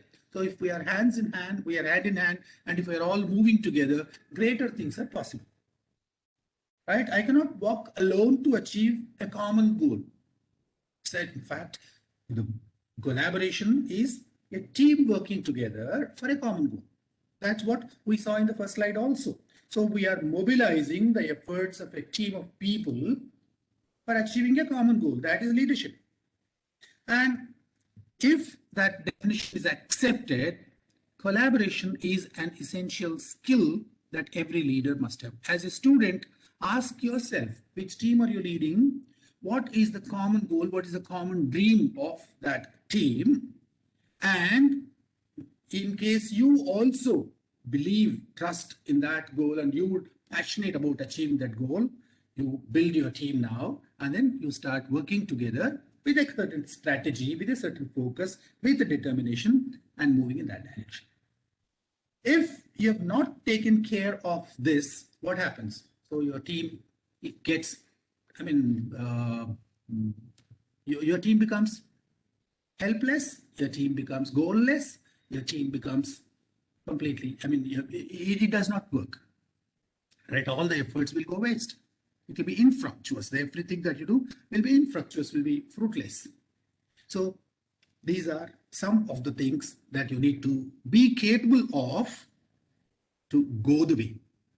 What are the first? So what did you do? You dreamt, then you knew, you learned things that you needed to know before you began, and now you're going the way. So to go the way, what are you doing? You are asking yourself whether you are really passionate about that, whether your team is ready, whether you're focused on that, whether you are determined, whether you are willing to accept failures. Are you ready for that? And are you willing to take your team along together with a common strategy, a common focus, and a common structure, a common action plan? So this is going to be. These 4 things, if you keep in mind, and if you work to achieve those skills, if you build these 4 skills, your leader can build his skills. That's what we saw in the earlier presentation. So you need not be a born leader. You can acquire these skills. There are ways and tools to build each one of these skills. For instance, if you want to develop focus, there is a tool that helps you in case you're very keen on building your focus. So you can train yourself in that. Okay, so move this direction to reach your goal. And what's the last thing that you do after knowing the way and going the way? You have to show the way. Show the way means the whole team must go together along with you. It's not going alone, I told you. So you just started collaborating towards the end of that going the way. So collaboration for what? And collaboration, when does it work? Teamwork works. If the team works, the dream works. Simple. So collaboration is putting the team together. That's a beginning. Then you have to show them the way because you are the leader. As a leader, what can you do with the team? You need to have effective communication skills. I don't think I need to emphasize on them. Without good communication skills, nothing in this world perhaps is possible. In whatever field you are, you need not be working in a multinational corporate world, but even if you're working at home, even if you're working within the family, wherever, at every level, at all levels, you need good communication skills. Communication skills does not mean English language. Many people mistake that, sir, I can't speak English, I come from rural areas, some such thing. No, that has nothing to do with that. If you can communicate what you have in your mind effectively, so that the person to whom you are speaking or writing or whatever, with whom you are communicating, if you communicate it exactly the same way as you want them to understand it, comprehend it, I think you have communicated. Sometimes language is not essential at all. Even without language, you can achieve communication, effective communication. So language or no language, English language or Telugu language, body language or linguistic language, whatever. So it's not the tool that you are using, but the goal that's important. How are you communicating to ensure that the person with whom you are communicating gets exactly the same thought, the same idea, the same feeling, or the same information that you want to convey to them? If you tell me something, right, do you know the skill, or do you have the skill to ensure that I've got your idea exactly as you wanted me to? How do you do that? Simple, of course. If you are using language, your language must be good. Your language must be clear, simple, easy to understand and all that. And if you are using body language, your body language must be effective. It must convey exactly the same idea that you want. Your tone must be appropriate and many, many other things. And then you can have a detailed class on communication. I think you already have, all of you at all levels, you're being taught communication skills. And in case you are, maybe once again, you can make a SWOT analysis of your communication skills. And if your pronunciation is bad, your vocabulary is limited, or your grammar is bad, or if your certain area of your body language is not quite effective, or the concepts themselves are not very mature in your mind, and then you are not able to express your ideas because at that point itself you're stuck. Maybe whatever the areas in which you need to focus, identify them and build your communication skills. Then only you can show the way. Otherwise, if people who are coming with you, the team, when you are collaborating, if they do not understand where you want them to go, how you want them to go, when you want them to go, and why you want them to go, I mean, the whole effort is wasted. So you must be very clear in your mind, and you must make others also understand what is in your mind very clearly. Then only good communication has happened, and you have the possibility of succeeding in achieving your target. So showing the way, most importantly, depends on your ability to communicate. I think every one of you needs this, without any exception, whether you are a leader or a follower, whether you are a layman or an educated man, whether you are speaking to an audience of 10,000 people or one person at a time. So you need good communication skills. So this is where you need to focus a lot. Build your communication. I think that's what every teacher tells you, every college tells you, every book tells you, and every situation tells you. You recall how many times you wanted to convey something to some people and you conveyed something else to them, or they understood it as something else. It might have happened to you hundreds of times in your life. So why did this happen? You just analyze that. Why did this happen? Where did it go wrong? You could be wrong, they could be wrong, the medium could be wrong, anything could have been wrong. So you are learning from that. So, but if you're not looking at that back, and if you're not learning from that, again, you've lost an opportunity to build your communication skills. So constantly observe yourself, right? Learn from the mistakes that you make and make your communication skills effective. As a leader, this is one very important that you need to focus on. So communication skills. The second thing, you need to be a good mentor. You need to show the way to others. What are you doing now? So you are at the third step. You are showing the way to others. If you're showing the way to others, you must be some kind of a mentor to them. They sometimes get stuck. They don't understand what you've said, right? Or maybe disoriented. And I mean, because of various reasons, they might not have been moving along with the rest of the team for various reasons. So it is your responsibility to ensure that you mentor them properly so that everybody is together. Otherwise, what happens if you do not mentor them? They have not comprehended what's in your mind. Or maybe somebody needs more support than others. So there is somebody in the team who needs greater support. So you must be willing to give that.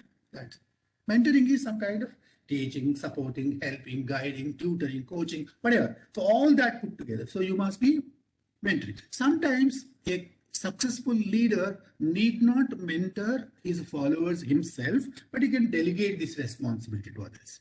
So if you have a team, suppose there are 100 students in your class, and for a certain project, so you have been identified as a leader, or you've chosen yourself, right? You have made yourself the leader of that team for that particular cause, for that particular project. In that project, all these remaining 99 people are coming with you, or maybe they may come with you if you show them the right way, or if you have faith in you. So how do you do that? So first, you know the way, you know what you are doing, you know why you are taking those 99 people with you, and you know in which direction and why you are going, and all that you know already. Now you have taken that lead, and then you are willing to fail, you are willing to experiment, you are willing to build a team, and you are willing to guide them, etc., etc. Now you are showing them the way.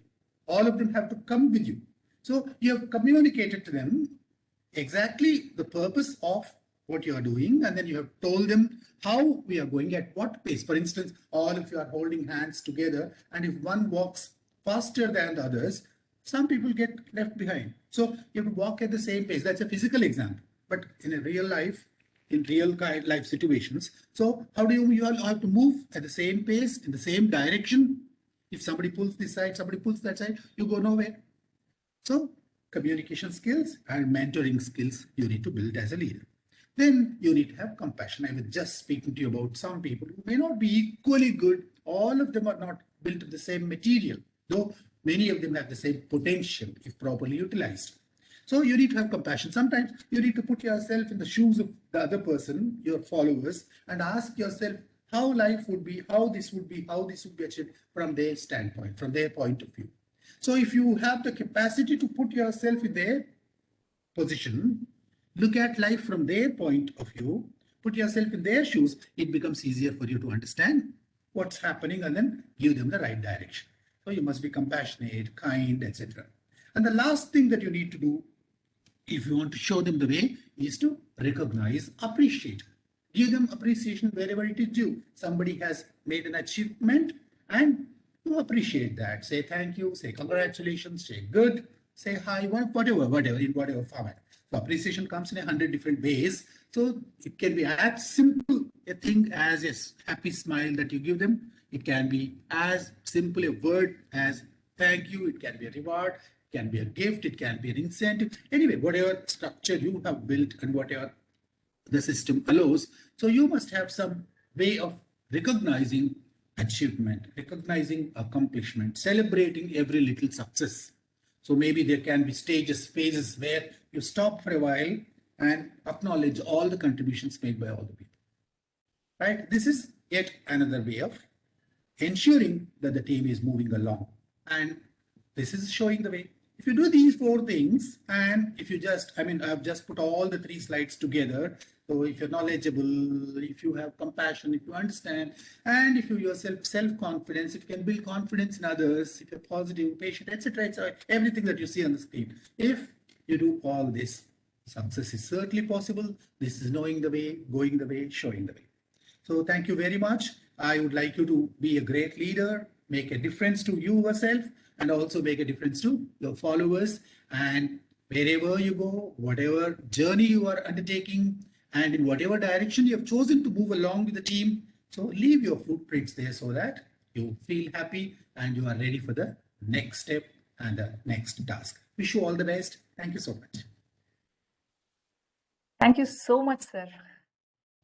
Thank you for explaining the phases of achieving a goal very interestingly. As a dream, know, go, and show as a leader. And the importance of focus, persistence, collaboration, compassion.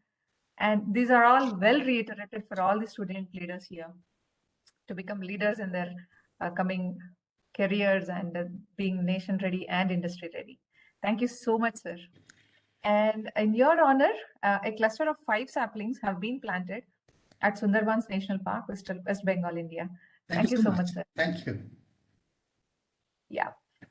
Moving on, as we have already mentioned that ISLD has been celebrated every year, everyone must be curious to know how it happened earlier. And I know that, and I'm ready to present the glimpse of the past celebrations to you through a small video. May I have the video, please?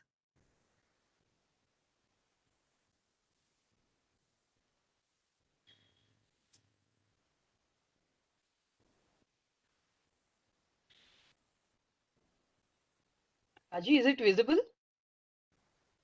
Yes, it is. Okay. Let me know But if it it's is not audible. playing.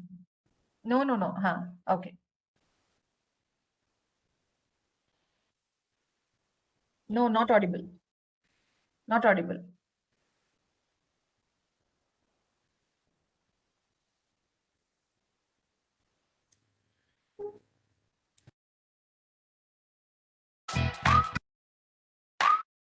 Yeah.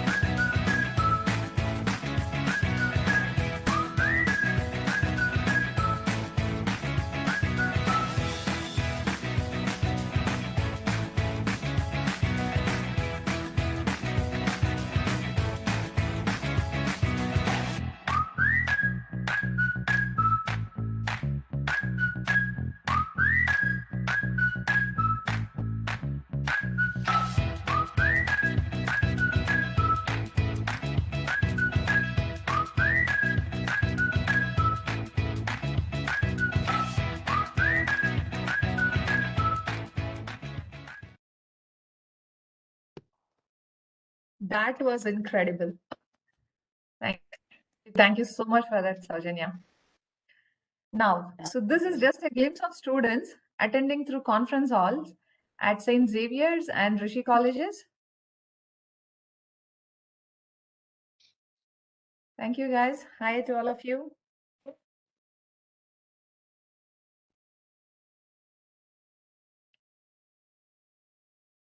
Yeah. Yes, students. So based on the insights and inspiration from speakers till now, we wanted to give you an opportunity to all the students to realize their potential and create a vision statement for themselves. Interesting, right? Yes. I can show a few glimpses of the visions expressed very creatively through drawings by secondary school children, and these were collected during the ISLD celebrations on February 3rd. So you see how creatively they have presented their ideas of becoming a cricketer, becoming a police, becoming a sports person, cricketer, and a maths teacher with the numbers, right? So now it's your turn to join the Jamboard link displayed in the chat. Follow the template if you need, or you can follow your own style as well, right? Pick a sticky note and write your own vision. Let's see who want to achieve what. There's nothing small or big. You can write any vision you have there, right? So this is the sample it would look like. So the Jamboard link would be pasted in the chat right away. We have already requested all of you who are joining through mobile to download the Jamboard app if needed. We have pasted the link already in the chat for both downloading and participating. Yeah. So this is the link, and you already have the sample one here available. And this is a template in the pink color. The sticky note is available as the fourth icon in the left side menu bar.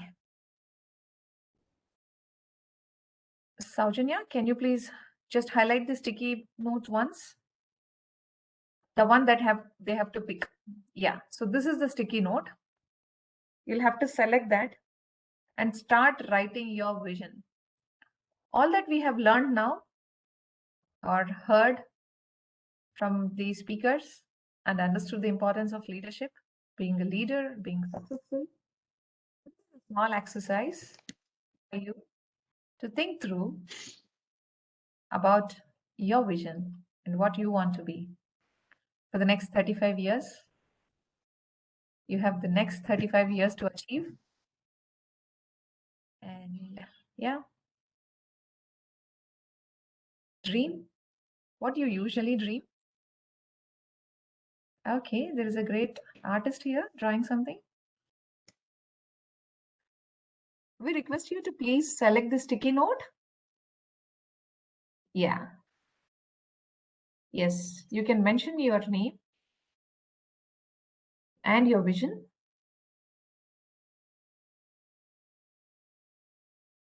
We have 3 participants already, or I think it's 3 pages. No one have started yet. Probably they are downloading the Jamboard now.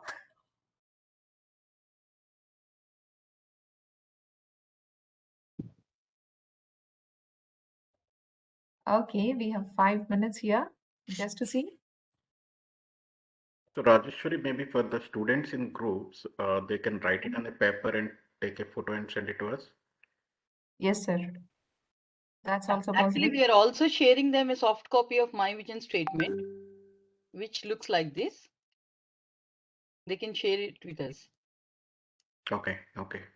Yeah, because there are many students in groups, so they can just write this statement in a paper and they can take a photo and send it to us. With us. They Yes, can that is post it also in the possible. chat group as well.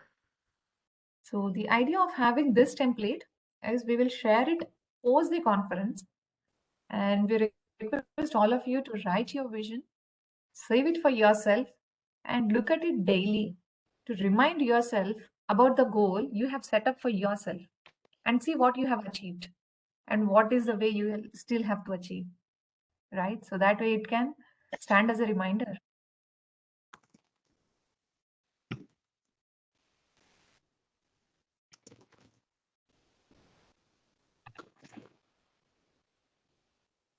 So do we have anyone in the Jamboard, Saujanya?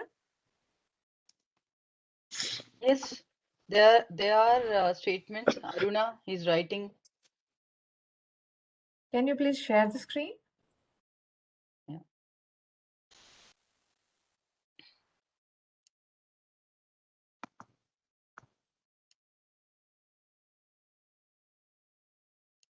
We are not able to see the screen if you are sharing the Jamboard. Yeah, not sure.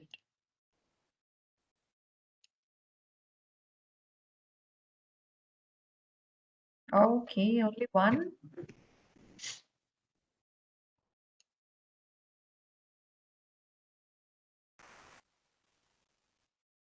I'll just read it out for everyone once.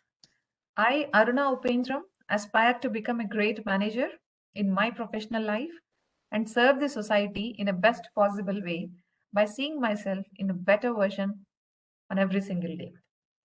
Good one, Aruna.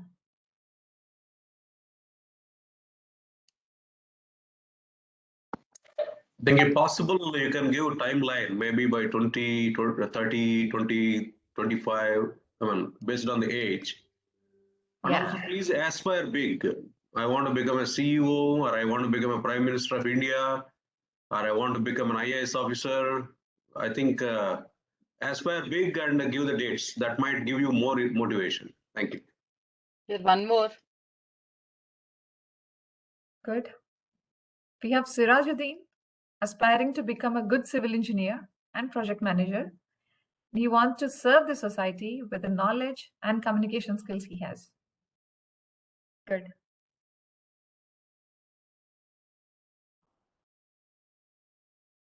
So shall we wait for, I think we can come back here again. Yeah. By the time we'll leave it for the students to think and write a few. So moving on, now you can stumble with a thought, what if I fail? Once I design my vision, what if I fail? So to give a different perception on failure, we have a panel here facilitated, moderated by Nagasawjanya Elisetti, the Director of Youth and Social Impact. So Ms. Nagasawjanya Elisetti is the Director of Youth and Social Impact and the Treasurer of Project Management Institute, Pearl City Chapter. She, with 18 years of experience, is playing a stellar role in delivering successful projects and has great expertise in strategic planning and team building. Presently, working as a Director Strategy and Projects at PAC Software Services Private Limited, she is a passionate storyteller and an active volunteer for several NGOs working for social good. She has delivered diversified storytelling sessions on leadership and project management. I request Saujanya to take over.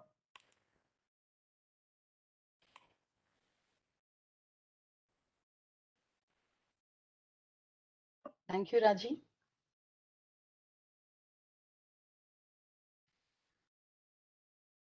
Good morning, everyone. I welcome all the panelists present today. It's my great pleasure, and it's my excitement to moderate a thrilling panel with distinguished panelists from different segments. I'm very pleased to welcome our 4 guest speakers today and who are going to talk about the taste of failure. How interesting topic, isn't it? Let's welcome our chapter founding member, none other than V. Srinivas Rao Garu. Can you please switch on your video, sir? Yeah, I switched on, I guess. Yeah. Yep. V. Srinivas Rao Garu, VSR, is our past president of PMIPCC and chairman of BT&BT. Formerly, he was the senior vice president and chief digital officer at Tech Mahindra. He has worked with global customers in 25 countries in various capacities. Currently, he is chairing Open Digital Innovation Group of IIT, India. He is a convener and member of Bureau of Indian Standards, Blockchain Smart Contractors, ISO Standard Working Group. He is the recipient of many awards from PMI USA and an invited keynote speaker, panel chair at globally renowned technology events. Our next panelist, thank you, VSR Garu, for being here. Our next panelist, Visu Kumar Gopal. Visu, can you on your video? Can you come to the stage? Yes, I'm there. Okay, let me move Visu all to the stage.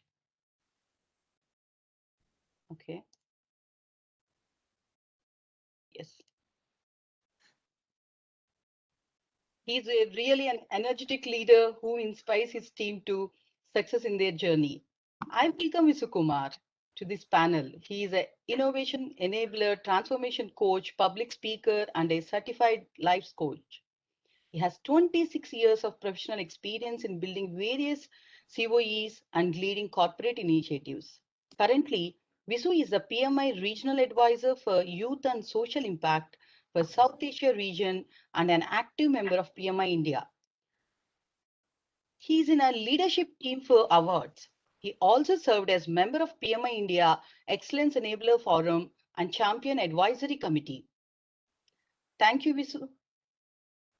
And also he's a founder and managing trustee of Viruksha Trust, a non-profit organization.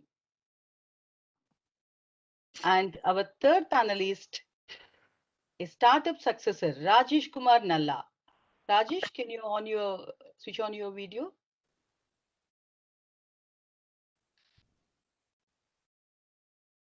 Yes. He is an young entrepreneur, started coding at the age of 9 years and went on to start a next-gen tech company, TechieMax IT Services Private Limited, focused on futuristic technologies at the age of 18. It's too early. He's also one of the youngest managing directors of the country, and within a short span of time, he embarked onto the journey of becoming one of the future 50 global leaders as recognized by PMI.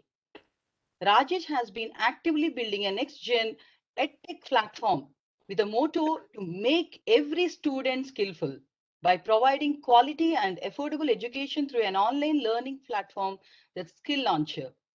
Future 50 honorees included groundbreaking achievements from the people across a variance of industries and countries. Rajesh is one among 3 project leaders selected from India. Rajesh shared his seat with Sanna Marin, Prime Minister of Finland, and others.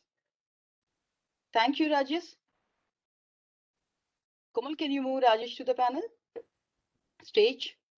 And our next, the youngest panelist, Deepa Prabha. She's a student of MA Development Studies at the National Institute of Technology, Rourkela. And she's volunteering and event coordinator for the Project Management Student Forum, PMSF, at NIT Rourkela. She believes that her strength is to make up challenges and accept both success and failure in a balanced way to move forward. We are very happy to have you here, Deepa. Now let's get into the topic.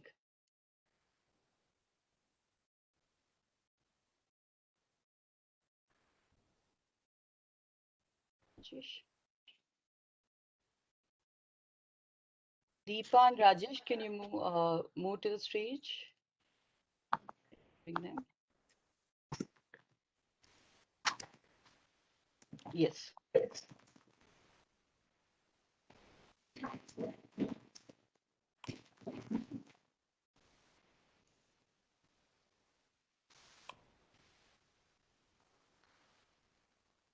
Okay, I think Rajesh, he's having some trouble owning the video. Okay, let's get into the topic. It's a very interesting one, the taste of failure. You cannot taste success until you do taste failure. Success is at the top, where you can reach only by ascending the steep stairs of failure. The main difference between a successful person and an unsuccessful one is the perspective. They see and understand the life journey. Without failure, success wouldn't really taste so sweet. Sometimes there is a value in knowing when to quit. You might be going down and blind LA and are not sure where the LA leads. It's okay sometimes to just give up and go on to do something else, what is also appealing. Now I request VSR to answer this, how failure shape careers in surprising and beneficial way. Okay. Thanks, Saujanya. So I will probably share my story. So rather talking theoretically and all. So I joined my first company, TCS, Tata Consultancy Services, around 95. So you were a superstar for 5 years, like you were the topmost performing guy and all. Successful at even 3 years of my experience, I became a project manager. Executed 35 people, large teams at that time. So then the organization felt that VSR can do a great job at UK, London.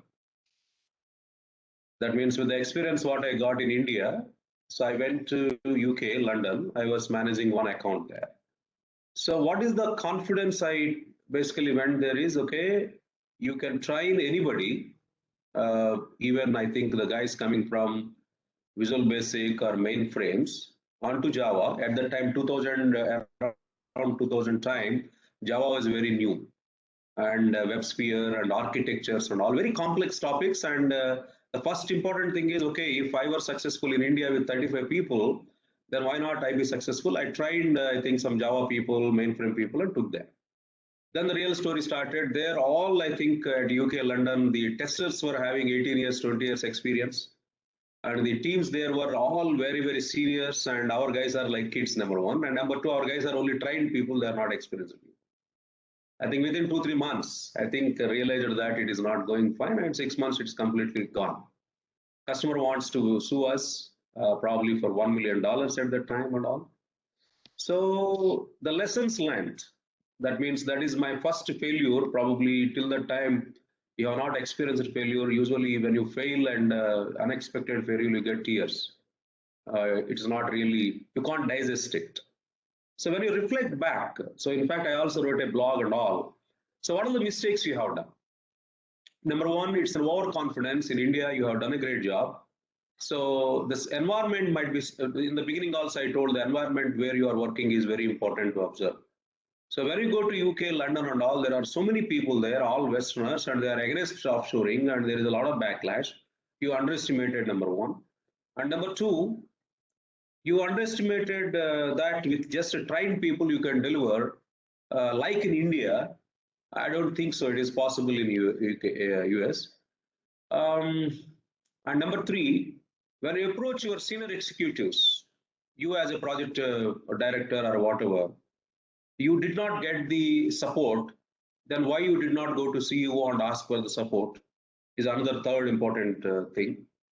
All these things led to what? A major failure. In my first, I think, international engagement and all, they asked all the members to go. But one great thing I did, again, I attribute to project management. We avoided customers suing us $1 million just because of project management. I as an individual successful, but I as an organization and team failed miserably. So the key lessons what I learned, number one, is I think don't go with overconfidence. Number two, you have to have the right team when you are taking up a great challenge and all. But when crisis comes, how it's safeguarded? So my typical plan, do, check, act. So every week, regular meetings, minutes of meetings, risk identification, who is responsible and why it is getting delayed from customer side, our side and all. My project management status reports demonstrated that there is an equal failure from customer. That's where I think we come to a consensus. Okay, it's all right now, let us, whatever it is and all. Okay, so the last point from my experience is how I responded to failure. I was emotional, I was angry, a bit of a sleepless nights because not able to digest that. Then I was having something like my boss was not supporting. He was trying to blame me. Then I told some in phone and I think mail, who gave you this job? Who the hell gave you this job and you don't fit for this job as a regional manager? And I wrote very emotional mails and blasted. So one of the senior executives suggested me, hey, VSR, when you write mails, you write like a love letters. At that time, phones were not that, I think, in 2000, recording, all these things were not there. If you want to blast anyone, use the telephone, not recorded. But if you write in a mail, it is recorded. Okay, first thing, you have to know how to respond. And second, don't be emotional. Okay. And third, I think when things are not going fine, you don't stop at our boss level, go to the boss, boss to boss, boss to boss, and then to the topmost. So that has given me, whenever I take up a new engagement, I always have a check. So that failure helped me to avoid failures in future. Always I start with fear. Always I start with fear. And always I start small. My thinking may be too big, but I start small. Whatever I fail small so that I can move forward. I think that's, one of the experiences I can share. Thank you, yes, sir. Rightly mentioned, actually, the failure is when individuals are unable to meet the desired or intended objectives, but we ourselves are the only ones who can label what we make out of our failures. That's what I think you did, and many of successes, they did it. And our failures can be our stepping stone if we take it as a chance of self-improvement. It is like a trial in an experiment. It depends on our own judgment. Failures can be delay, but not defeat. However, if one loses heart and the willingness to improve, then it becomes our stumbling blocks. Failure should be viewed as a progress to regress upon the mistakes made and take a corrective action. I think that's what your story tells. Only then we can turn our failures into the stepping stone. Now, I would like to ask Rajesh, can you please share some of the failures you came across in your journey and how you bounced back? What are the key messages you want to give it to the students? Rajesh?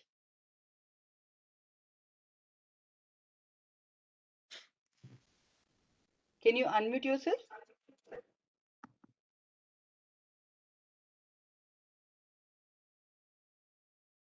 Rajesh, we can't hear you. Can you hear me now? Hello. Yeah, yes, we can. All right. Sorry. My first business, was all about selling movie tickets. To be honest, due to lack of knowledge, I was trying to reinvent the same wheel. So like, when I was hardly 16, 17 years old, by the time when I was trying to build this whole movie ticketing platform. So I felt that there are a lot of gaps in it, and I was not really aware of, like how the whole business is unorganized. So how it is dominated by very few people. So without selling any tickets, I closed that business, to minimize the expenses. That's an epic failure. Then, like later on, I tried to assess the whole business model, and I do find, like a couple of problems in the whole process. Okay. Then, I realized, like what are the problems, first of all, like, back end operations, business development teams. Like I don't really have any proper shape, to the business. Then what I had is, just the stable online ticketing platform. So in that time, like what happened is I raised, like I requested my father to invest 5 lakhs, those days, like, 10 years back, 5 lakhs is really huge money. Like I was very young, 17, 18-year-old, it's very hard to, it's very hard for any parent to invest 5 lakh rupees just by believing in, in me. So then what happened is, just after 2 to 3 months, I burned 5 lakh rupees. I literally, close to like 500, 600, money was there in my account. So I have all the doors are closed. I do not have anything to like, move forward. Then I realized, no, it's very hard to sell tickets in India because, due to the monopoly and due to the whole, unorganized business. Then I tried to explore, like I should start something. I should do something with whatever I have now, the limited resources. Then I started exploring other markets and, where we can do similar business. So then I tried finding like, few other business partners who can be able to like, provide the similar, like who are already providing similar services overseas market. Then I partnered with them and I sold the same platform, whatever I have, to them. And then I permanently moved into building and managing the whole technology platform, and technology is my strength. I realized, after my, after the whole failure, I realized that technology is only my strength. Then I literally made 10 times more money than what I have made, what I might have made by selling tickets.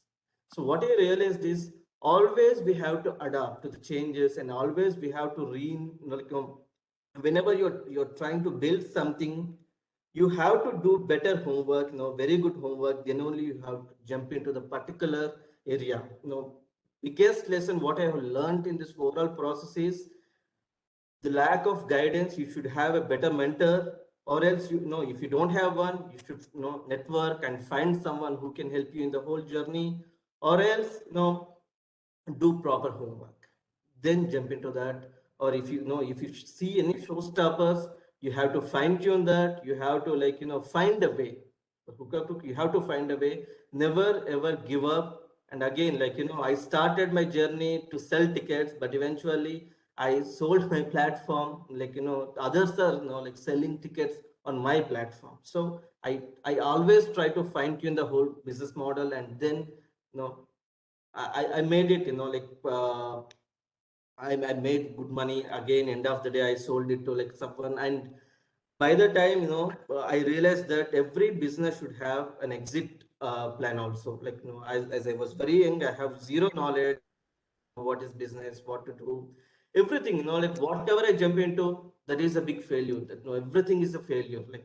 Almost in fine tuning the whole business process also, I have come across close to 4 to 5 big problems finding the technology, building and maintaining the technology. But still I was able to motivate myself. I was the only one at the time managing the whole platform. Rest others just going here and there, managing the operations and all. So my conclusion is everybody should self-assess them whenever they go through any problem, whenever they go through any failure.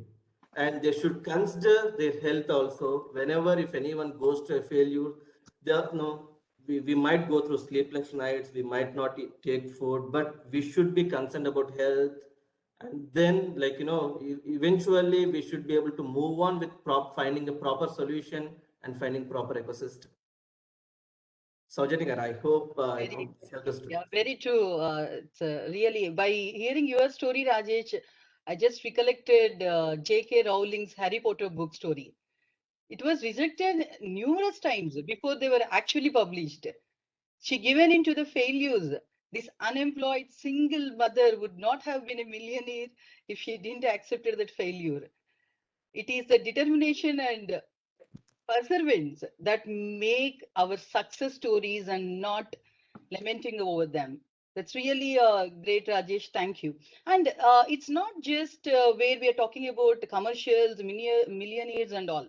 There are people who serve this nation with the volunteerism. There is a saying, volunteers necessarily have the time, they just have the heart. Actually, they make living by what you get. The volunteers do that. You make a life by what you give. That's a saying. Volunteers are the only human beings on the face of the earth who reflect this nation's compassion, unselfish, caring, patience, and just plain loving one another. That's our one of the leader is in the panel today, Visu Kumar Gopal, and also BSR. Actually, I want to ask a question to Visu Kumar Gopal. How did you engage yourself in the volunteering role? How selfless service paved the path for success, and you are in the position today as a regional advisor for R11? Hey, thanks, Saujanya. See, the volunteering journey for me, it started in my school days itself. So when I was part of the NCC, and so I got selected to the Republic Day Parade, and from there we went to the mountaineering at the Himalayas. So as a collaborative environment, we have to support the people in those days. So we got the seniors from college and from school, like junior battalion and senior battalion.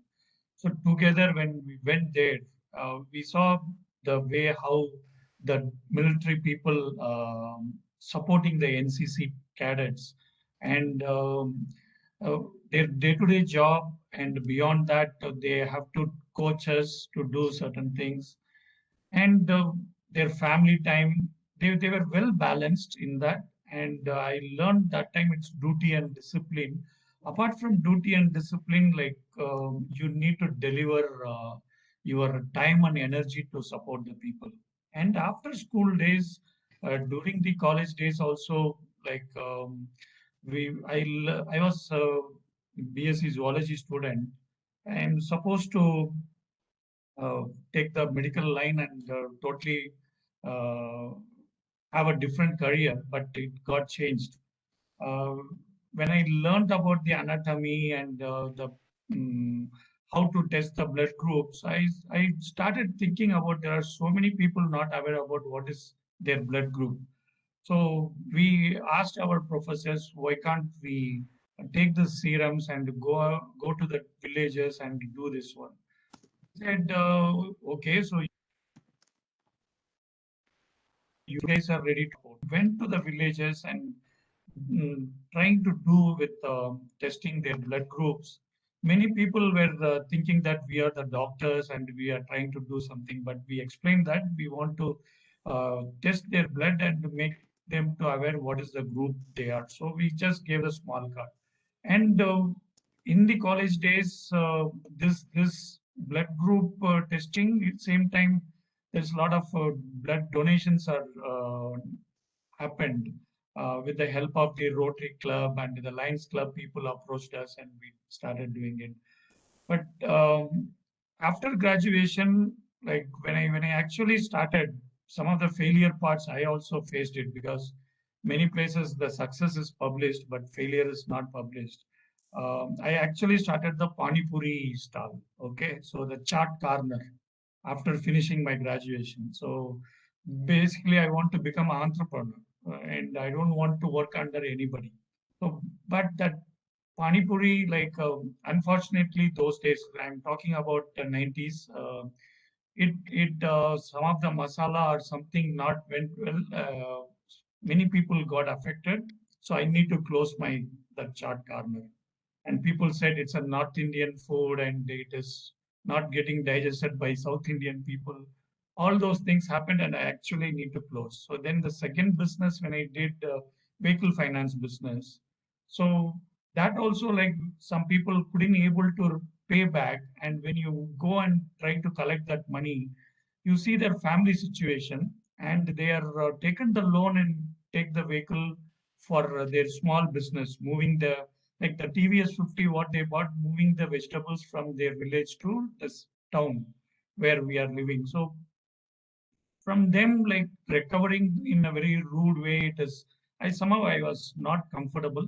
And then I, the moment I said, okay, so you write off this one and gave it to them, the people were very happy and saying that you are lighting the life to the family. So this really started giving me serious thought about doing business, but same time, should I make some social impact also? So I thought seriously about doing some social entrepreneurship, but unfortunately, our community or society looks the people when they are making money or when they are in the position only, they are thinking it's a successful. Otherwise, they don't accept the people as a successful person. So I forced to get into the where I can make more money or get into the some corporate ladder. That is in from 98 to 2004. I more focused on that and become a technical person and moved to the US and become a well-versed technology person, but same time I want to learn about project management. I got certified in PMP. But the moment I got certified and what I'm going to do that, because my organization is not going to recognize me with what the experience I have and the certification, they say, okay, so you are very less experienced, but even though you have the certification, so you know, but you don't know how to do it. That's where when I went to the local chapter in South Carolina, it's a Greenville city. The PMI chapter people were sitting and they were talking, all very seniors. I think after 40 years of old only. So they given the exam and they become a PMP. So when I entered there, I said I'm the certified PMP, all that. So they called me, hey kid, don't try to make it fun us. So because they couldn't able to digest that very young people can clear the PMP. So PMP need a lot of experience, kind of understanding they had. So, but I told that I need the opportunity to do that. There's a volunteering opportunity. Uh, they have in their community. So initially they said, okay, we tried some pilot and they allowed me to do that. So when I went there, we see the US in the different picture, but there is a people who are struggling. Even for the single day food also, they need some $5, $2. So when I went for those kind of service, I realized that world. But same time, the Swadesh movie, Shah Rukh Khan movie came. When I watched that, so I thought sitting in US, but I came from India. But what is that? I'm going to give it back to my nation. So I decided within a short, like 1.5 to 2 years, I came back to India and I started my uh, managing like the Vriksha Trust, which going to help the people in a different way. So that when I started doing on my own with the help of few friends, and we started putting the fund and started working on the social projects, that really helped me to making impact on the people life. But parallelly, the the journey with the PMI also started, and as a chapter volunteer 2 years. So then I became a PMI champion. The champion program helped me to connect with various bodies. And after that, I became a PMI EF liaison, that Education Foundation liaison. That really helped me to bring that social entrepreneurship on many people who has the aspiration to do the business, but same time create the impact. After doing all this, last year I got the opportunity to become a regional advisor, where it is more emphasizing to create the impact for the youth. So my failures, whatever I had, and I have shared very few only, but there are a lot of failures are there. But that really put me in the path to serve the people, because when you are working with the profit making, the failures are taken very seriously. But when you are working with a non-profit, the failures have taken as a uh, as rightly mentioned, Saujanya, it's a stepping stone for you for making impact in other people's life. So don't think personal and professional only. There is a life beyond that. So I always say PowerPoint, if your life should be a presentable, it should be in a PPS format. So personal, professional, and social. So that PPS format is more presentable and it will make purpose to your life. So today there are a lot of questions asked by VSR in the first keynote session. It is because most of the time people don't understand the purpose. The purpose of life and purpose of what you are doing understood, I think you can do wonders in your life. And a lot of skills which needed for the leaders, I think Mr. Nagaraj very well covered. So doing service never ever make you failure. That will take you in a successful path. Beyond that, it will take you to the satisfied life. That is the more important for the purpose of the life. These are my thoughts. True, Vishu. Actually, failure should be viewed as an opportunity to get better. And with your story, I really went back to my NCC and Republic Day days being a WRD cadet and discipline cadet. It's a different story. And by your insights, I just want to ask Deepa. Actually, one should set parameters of success and failure, as what worked for one may not do for others. One need to use own strength to deal with failures. Life is like a zero-sum game. So one's loss is others' gain. So failure is a part and parcel of life. One has to learn to move and instead of sticking to it. Deepa, how do you see and respond to the failure and success? Thank you, Saujanya ma'am, for the question. And thank you for this opportunity. And coming to the question, let me tell how I used to see failure and success. So in my school days and graduation, my idea of success and failure depended on how good you are scoring or how bad you are scoring in exams. So in the later years, this perspective changed a lot. So thanks to this great UPSC hurdles, success is something encompassed in failure. So it contains the same energy, but the only difference is after success, you just have to maintain it. But after each failures, we have to check what are the missing factors. So to put into an example, success is like hopping into a bus from the bus stop at the right time. But failure is like running after a bus pointlessly. So, but the fact is, if you manage to do it rightly, we can always hop into a bus. So, how I respond to success and failure, it is quite ironic, but still, I always celebrate my success. But whenever I have to face failure, I will get stuck. But after some time, the thing I used to do is I will rethink the strategies and I will reframe my patterns. So as a student, it's not about big life experience as those like entrepreneurs or VSR sir or Visukumar sir have shared. As a student, I had my own share of struggles and failures. So the best thing we can do is to rethink the pattern and reframe the strategies. Yes, ma'am. That's it. Thank you, Deepa. Actually, big companies do make mistakes. They also fail. A story, just to collect one story. In an attempt to outdo Pepsi in 1985, the new Coke tried flavors that would taste like Pepsi, which led to a lot of hues and cry from its fans. Now, the Coke was not tasting as Coke, and instead actually diverted its customers to Pepsi. They want to be like a Pepsi, and it diverted to Pepsi. The world classic Coke returned within a few months of new Coke. It thought that the group that is a loyal customer base that drives growth and not merely similar flavor.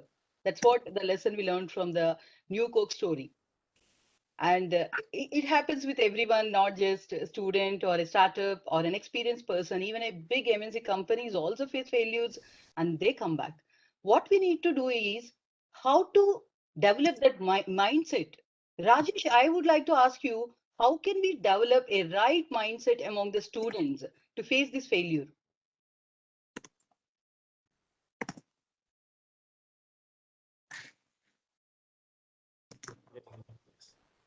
Can you hear me now? Sojan, Yeah, yes, Rajesh. If I want me to tell you, like, the right mindset should start from very early stage, right from the classroom. Let's say maybe like, maths or physics classroom, like, whenever teachers gives a difficult problem, the student should be able to, most of the students do think it's very hard and they won't be able to do it. They won't be able to, like, come up with a solution to that.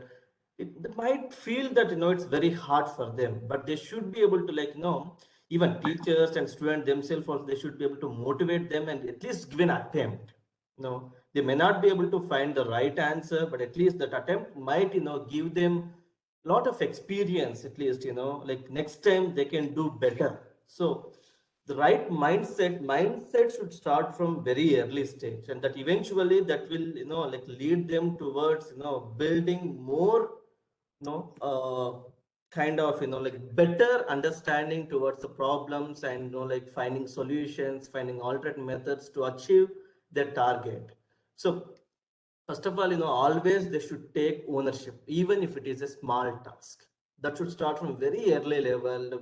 Once they start taking ownership, everything will be all right. Even if it is, failure because, like because of some issue, that goes through, they never really, like, blame any other people. They should accept that mistake and correct it.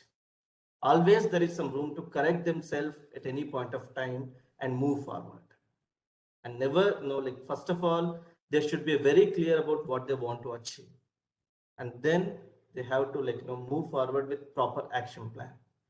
Always, whenever they start something, their mind should make up to with proper vision and proper plan, and to perform the to execute the task. So my take is they should take full ownership. They should be always ready to adapt to the changes and move forward. Well said, They should Raj. never. Yeah. And in continuation to this kind of mindset, actually, I think the fear should be taken off from the students. So, VS sir, how students are actually, they are afraid to try in the fear of failure. Any techniques, how we can keep ourselves motivated even during the failure? Okay, the first thing, the bottleneck for why students don't take up any challenging engagements is number one, I should tell parents, and second, the teachers, the surrounding environment. Okay. So first, is it possible to look at how to educate? But that's a long term. It doesn't happen in a single day. So the most important thing in India, why we are not able to produce as many companies as Google, Microsoft, or as many entrepreneurs. Entrepreneurship is a risk taking. It's like a gamble. 98% failures are there. 95 to 98% startups are failing in India. So the first important thing is what is that parental and educational academic environment create where you celebrate the failures which are not planned. I'm not talking about planned failures. Okay, but you fail because of some valid reasons and all. I think there should be an environment to be set up. Failure is not a sin, and failure is a part of the education. It is a big education, number one. And number two, always you have to acquire a mindset of seeing the future risks if you want to minimize the failures. Okay, if you are a student, let us look at next 1 week. This is the work I have to do, and possibly this may delay, or possibly this is a gray area where I have to prepare more, otherwise I'll get less marks. Possibly I'll fail this examination, and all you have to predict the future problems. It's not like when the problem occurs, you basically bounce back. It's not like that. India is known for crisis management, not for predictive, proactive management. So you have to acquire a skill set of visualizing the future and see what potential problems will come and plan today to avoid them so that the failures will be minimized. That is number two. Number three, while you have a bigger plan, always divide that work into multiple small incremental things. Don't try to attack the problem with a huge like elephant. Okay, break it. If you have to do it in 1 month, then you break it. Today I do this, tomorrow I do this, and learn from your own failures. That's one. But I fundamentally prefer to learn from others' failures. It's not always required for you to experiment yourself, fail, and bounce back.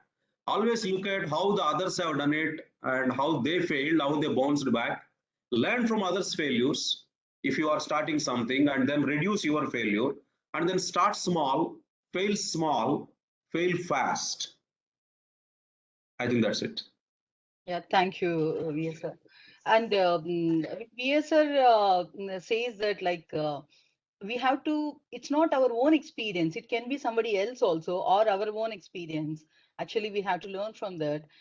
Do you remember, Deepa, anything that a specific experience of yours or someone else where you wish that you had done something differently? If you were to do it over, what would you change in it? Thank you, ma'am. Yeah, I had such an experience. It is not a big experience, but a very small one. After my 10th class, there will be a dilemma of choosing subjects or stream. So after that, I was more inclined to humanities subject, but my family and cousins, friends, they all suggested to take up science subject. So it will be giving you more opportunity. So there was a so-called notion that humanities subjects are the road less taken and it is for the below average students.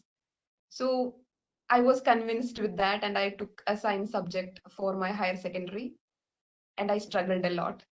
So from that, what I have learned is if you have to do anything in your life, whatever, life in general or career, you should be in the driving seat and you should take decisions. So from that 18th year of my age, I decided that whatever I have to do in my life, I will be deciding, because I only know what will suit me or what is my capability. And now I'm pursuing a subject uh, related to humanities. It is a humanities subject, MA Development Studies at NIT. So this life design, even though my parents helped, this was my decision to choose a subject and choose my career. So I want to become an IAS officer. So this is one of the stepping stone in my life. And I think it is better we take the course of our own life. Thank you, ma'am. All the best, Deepa, for your IAS Thank you. preparations and all. And the support, you mentioned rightly, we need support. And individual support, self-support is required, along with that parents and many organizations, colleges, they all should support. I would like to ask Visu, how PMI is supporting students in achieving their goals? Before I touch upon how PMI is supporting, the reality is out of total population, 41% of the people are youth. But these youth are not given the opportunity to do bigger things. So why it is so? If you look at youth are vastly underrepresented in decision-making bodies. Only 2% of the parliamentarians worldwide are under 30. They are also not taught the relevant skills at the school. Okay, so the UNICEF done the survey in that 33% of the youth said education is not preparing them for work, also not for doing entrepreneurship. Also, the last 2 years, this youth are hit hardest by the COVID-19 and the rising this unemployment. So there are 20% of the youth are not in employment. They are not getting the proper education and training. So such challenges this youth are facing. To overcome that, I think PMI is with the UN SDG, Sustainable Development Goal, to try to help this youth are getting more confidence and develop their communication, also getting into the teamwork. So PMI is having the lot of free resources where this youth can come and learn what is the life skills they needed for their career or for they needed for their life. So project management is one of the life skill, because in this project management, it's not only teaching them to know about how to do the projects. It is also helping them to do the conceptualizing, planning and prioritizing, executing, controlling, negotiation, lot of such skills. Also, they are getting more experience in interpersonal skills also, influencing, decision making, political and cultural awareness. So such skills can be developed when they are getting engaged with the PMI.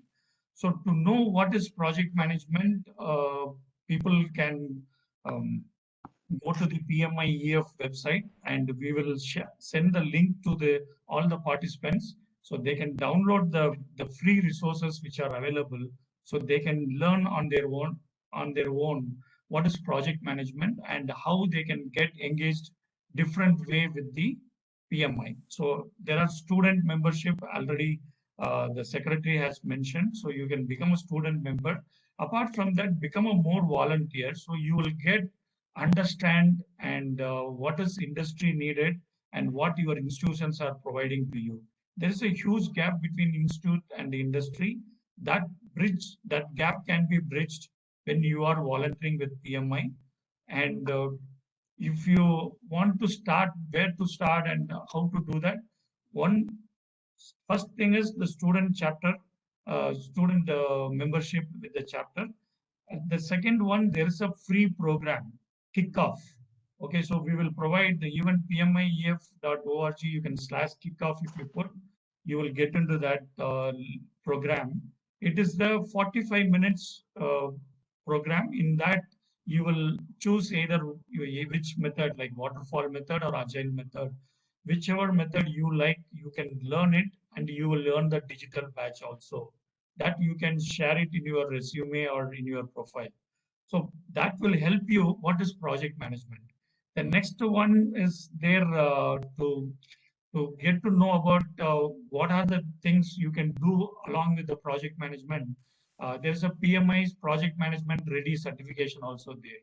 So this certification will help you even globally how you can get placed or um, get into the business also.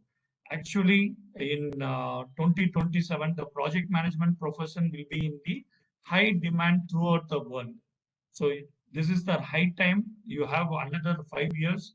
So try to make use of this project management resources which are freely available from PMIEF, and get involved with your local chapter. Do a lot of volunteering, and you will get to interact with the many industry people or entrepreneurs to understand how they have uh, grown in their career, how they have started their business, how they become success. All that you can able to practically learn when you are doing the volunteering. And apart from that, there are a lot of awards are there. And if you feel you want to do more research on project management, even you can get the scholarship from the PMI Education Foundation. So when you are submitting your paper, your research paper, there will be a lot of support you will get from the PMI from globally. So there are many avenues are there. Considering the time, I'm just giving very highlighted one. Maybe in the details, we will provide in the PDF format to all the participants. Thank you, Vishu. I also copied kickoff.pmi.org link in the chat. Students can take that link and try for that 45 minutes free course of PMI. Thanks a lot. And it's all learnings, right, Visu? You said Yep. learnings. And actually, learning for failure is important for industry national leaders. And I would like to ask VS, this is the last question in the panel discussion, today's panel discussion. Recently, you talked about your book, that's Lean Digital Thinking. VSR, he recently launched it. In one of our sessions, he mentioned that what is the importance for this book for students, and any success mantra for writing articles or books? Do you think students should express their thoughts and experiences through writings? Yeah, I think learning is very important. My style of learning, a lot of people ask me why you participate. If you observe me, when you invite something, usually I try to find my time. I never say I'm busy. Unless there is something highly conflicting, you cannot really eliminate, right? Yeah. So I always believe that participating in discussions, especially in the new and unknown topics, of course, known topics are already there. Writing articles on that, whether it is in LinkedIn or whether it is some magazines and all, it's a great learning experience. Okay, number one. Okay, so it is always important for students to acquire a skill of participating in discussions, participating in writing some blogs and all. So it improves an extraordinary articulation skills. And as I said, as a leader, you should be able to take another 100 people with you to realize the goal, to realize the mission. It is possible when you are able to express clearly and when you're able to ignite the spark in other 100, 200 people. So use these forums like writing blogs, writing articles, and participating in events, virtual or physical, whether it is in our college, whether it is outside. Okay. Then what triggered me to write a book is, in fact, when I joined TCS, Saujanya, I was a raw material, came from village background, and so many people insulted me. I didn't know how to speak English and all, but probably I took up a challenge. Maybe I gave 1,000 discussions or presentations wherever I got an opportunity on the platform, wherever I got. I just went there, spoke, good, bad, ugly. I don't think even today I'm very good in English, but break that barrier and try to take the advantage of opportunities. I think then you can, the book I have written to ensure that my experience is translated, especially into today's world, how technologies are changing the world. Students like engineers need to, if they want to innovate any new products, if they want to innovate any new infrastructures like engineers and others, this book will provide a lot of information, how technologies will change the whole world. Lean digital thinking. I emphasized you have to change your thinking for today's world. You cannot live in the past. Your thoughts should not be the oldest thoughts. So you have to acquire new thoughts, new skills. That's where it is called lean digital thinking. Yeah. Thank you. Thank you, yes, sir. Actually, as VS sir rightly mentioned, whenever we ask him for his participation and availability, he never says no. And yesterday, actually, some changes in the panel discussion. One of the participant panelist, he was sick, and suddenly at night 12 o'clock, I reached Rajesh, and that's a leadership spirit. They would like to share their knowledge, and at the last moment he agreed to be the panelist. And thank you, Rajesh. Actually, he's in a remote village. From there he joined, and due to the bandwidth he left the meeting early. But as you rightly said, he never said no to that, and he joined. Thanks to all the panelists for that. The failure teaches us what not to do and can be stepping stone towards becoming more productive. One should learn to embrace their flaws by taking it as a feedback and not as an ultimate chance. And like Edison said, no, I did not fail. I discovered 24,999 ways that a storage battery does not work. That's what he said. One should be optimistic and constantly make efforts to improve performance, and opportunities can arrive at any time and turn our failure into success stories. Dear students, thank you for your participation, and panelists, thank you so much. Here we are ending the panel discussion. Thank you. Thanks, Saujanya, and thanks to our Pearl City chapter board members for the opportunity. Thanks to all the panelists for the wonderful stories on what to learn from bitter failure to taste sweet success. Thanks to Saujanya for the right questions to bring in the right insights from the panelists. I hope many might have already started thinking about failure differently and how to handle it successfully. I think it was all a very, very, very good, interesting panelist discussion. Thanks to one and all. Moving on. This being Student Leadership Day, how can the program end without any student sharing their success story? We have 6 students to present the visionary talks. I request Vishnu Vinjamuri to facilitate the visionary talks by students. Vishnu Vinjamuri has completed Masters from IIT Kanpur in Structural Engineering and is also a certified project management professional and disciplined Agile and Senior Scrum Master. He has 23 years of experience with several reputed firms in structural engineering domain. His areas of interest include engineering, stats, agile methodologies, learning new things, and sharing knowledge.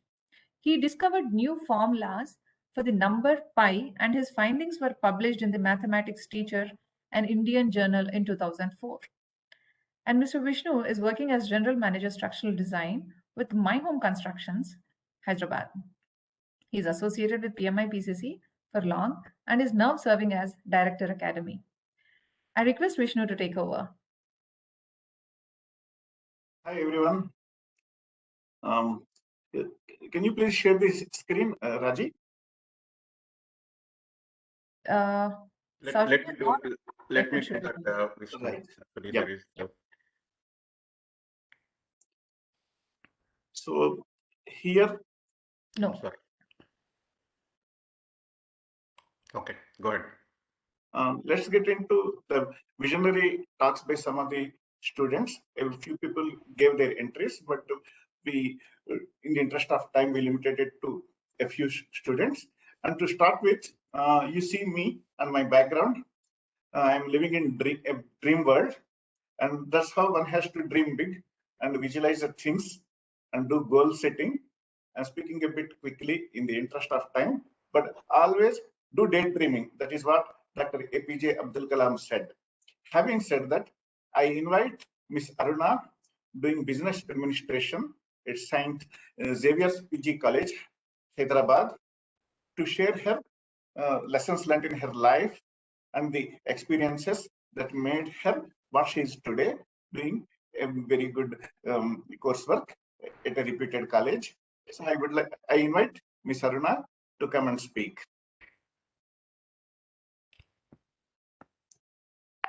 Good afternoon, everyone, sir.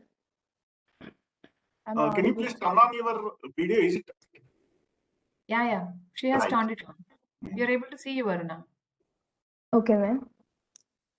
First of all, good afternoon, everyone. And my warm wishes to all the dignitaries and entrepreneurs and the great leaders who have attended this meeting today, sir. And I heartfully appreciate your efforts that you have kept to encourage all the youth who attended this virtual meeting today, sir. And Aruna, you can stop the video. Aruna, sorry to stop okay, you. sir. Your voice is breaking. You can stop the Okay, video sir. and speak. No problem. Yeah, go ahead. Thank you, sir. To introduce myself simply, I am Aruna Upendram, sir, and pursuing MBA in St. Xavier's PG College. I am very thankful to my management who has kept, who believe that I can speak here in this virtual meeting in front of you all, the great entrepreneurs. And today's lessons and experiences that made me what I am today. Coming to my background, basically I'm from science background, sir, and until graduation I did BSc, and I'm doing MBA now, which is a very separate stream if you think, and it was wholly my decision to take MBA, sir, because I have worked in one bank for about 5 months before joining MBA, sir. There I thought that the information what I have is not enough to enter into the diverse business world. It's entirely different from these theoretical studies and everything. And we need to have good communication and soft skills and managerial skills in order to handle the different situations which we are facing outside in professional life. So I thought of joining MBA and taking finance because my goal is to be a manager in a RBI in future, sir, mostly in 5 to 6 years. And coming to my experiences, it was a very tough up and downs. I've heard all the success and failure stories of VSR sir, Deepa ma'am, and everyone. They are very motivating, and they just flash me back to some old things. I was a bit nervous. Sorry for the inconvenience, sir. It was my first live speech today. No problem, Aruna. I think you're speaking very well. Go ahead. Thank you, sir. It was very motivating, sir. The way you said everything, we are facing those problems, sir. Communication skills. There are many people in the college who are from semi-urban and rural areas. They don't have the resources enough to get the knowledge, whether it can be transport issues or availability of any electronic devices, because India is digitalizing nowadays, growing country, full of youth population. I'm very happy to say that India is going to cross China in 2050 in youth population. We have 50% of youth population, and we have many opportunities. But the only thing lacking is we have lack of information about the opportunities, sir. Maybe because of the limited resources, and we don't have upskilling programs for youth, sir. And we are unable to the rural areas where there is a need of skill development programs, and you are supporting us by these virtual meetings, And we are very happy. I'm very happy to be a part of this meeting today, sir, sharing my views, and I got a chance to be a part of this meeting, sir. And I have learned one thing, sir. We should not be afraid to adopt to new changing environments. I have learned. Your voice is breaking up. Example, I can think. Yes, sir. Am I audible now? Yeah, you're audible now. Yep. I can see in front of me many people shared their success and failure stories, and by this it is very clear that during our path to the goal which we have set in our life, whether it can be professional, personal, or anything, failures are inevitable, sir.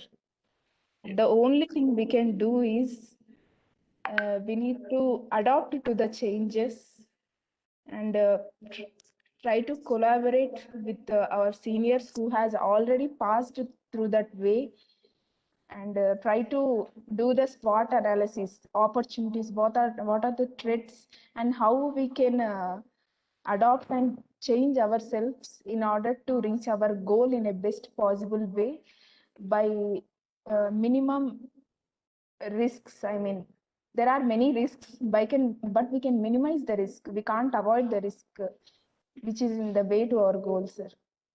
Thank you so much for giving me this opportunity, sir. Yeah. Thank you, Aruna. And you have a very nice goal. And I would like to see you as RBI governor down the line. And you also spoke about SWOT, which is very useful. So strengths, weaknesses, opportunities, and threats. And I request, I advise all our student fraternity to go to internet, so Google, and find out very nice templates are there, which will really bring out your actual strengths and weaknesses. Just explore that and take advantage of it. Now we'll go to the next speaker. I need to see the screen. Yeah, Saujanya. Yeah, give a minute, Vishnu. Yep.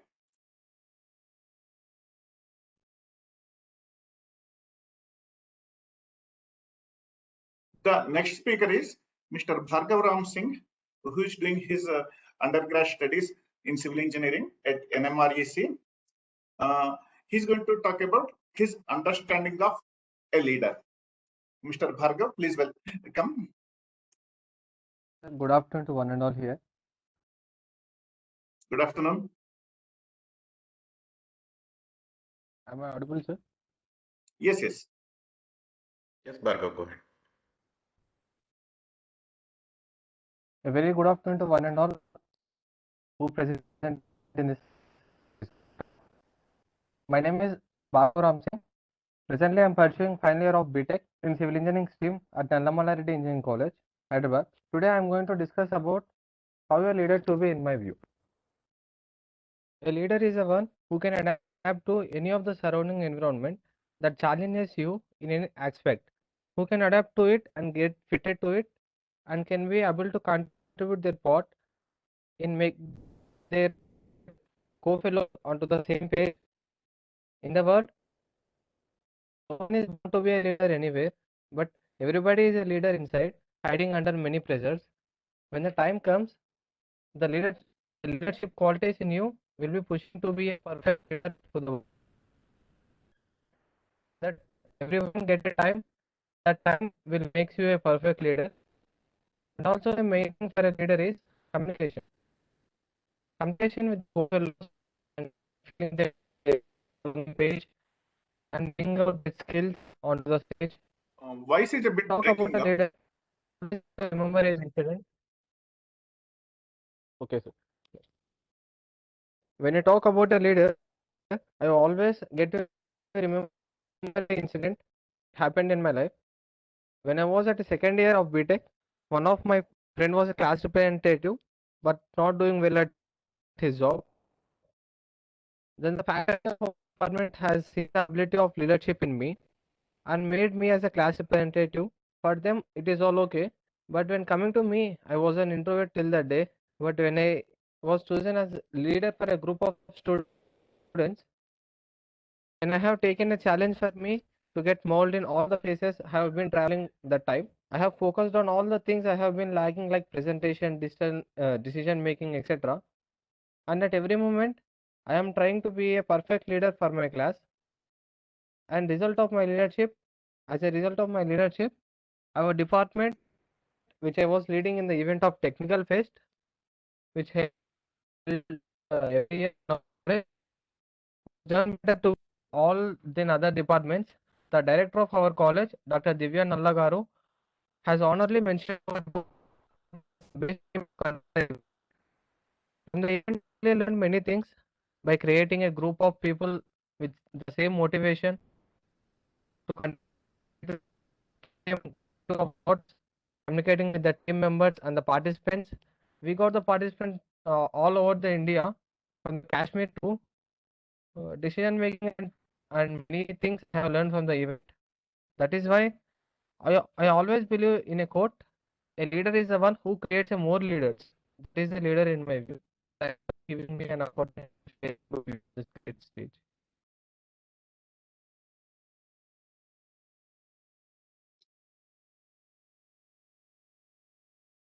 Nice talk, Bhargav.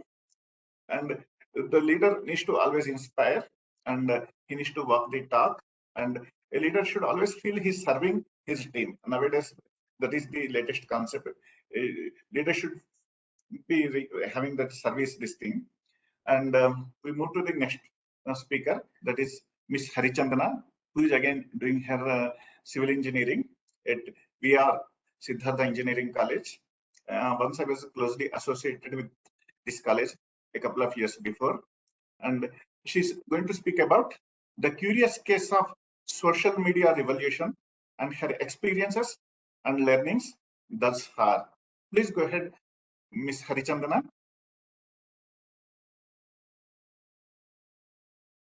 Good afternoon, sir. Good afternoon. Am I audible, sir? Harichandana, all the Yes, ma'am. students, due to the time concerns, we would like to reduce to the time to 3 to 4 minutes. Hope it's okay with you, right? Yeah, okay, ma'am. Yeah, thank you, Chandan.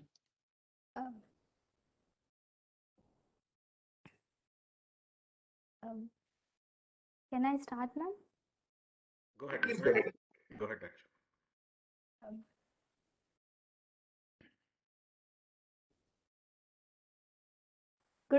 Good afternoon, everyone. I'm Harichandra from VR Siddhartha Engineering College, studying in third year BTech. Today, I want to speak a few lines about social media revolution, my learning and experiences. Social media, it's a well known for everyone. It's just an electronic communication through which we can share our ideas, information. Sorry, 1 minute, sir. No problem. Go ahead. We can share our ideas, information, personal messages, and other contents like pictures, videos, etc. We have many advantages with social media. We can share even our educational materials, etc. And this social media is a wonderful platform for talented youth and brands, etc. Even we have international approach, like we can attend some lectures happening in America while sitting in India. And also we are having this everyone from different places, and we are connecting through the social media platform, Cisco, like that. And as we know that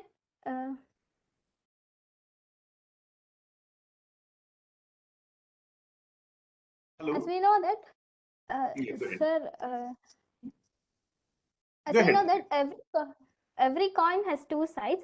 The same applies to social media. We also have many disadvantages with social media, like it invades our privacy, and people, like most of the users or youngsters, we get insecurities, like if we post anything in the social media platforms like Instagram or FB, most of us check how many likes we get or how many comments, like how many people commented, what they commented, etc. That in that we feel many insecurities, like they don't like our post or they don't like us, means they commented bad, that, and that results in some mental health issues. And also, the most curious case is that we get addicted to social media. I admit that personally, I am almost an addict.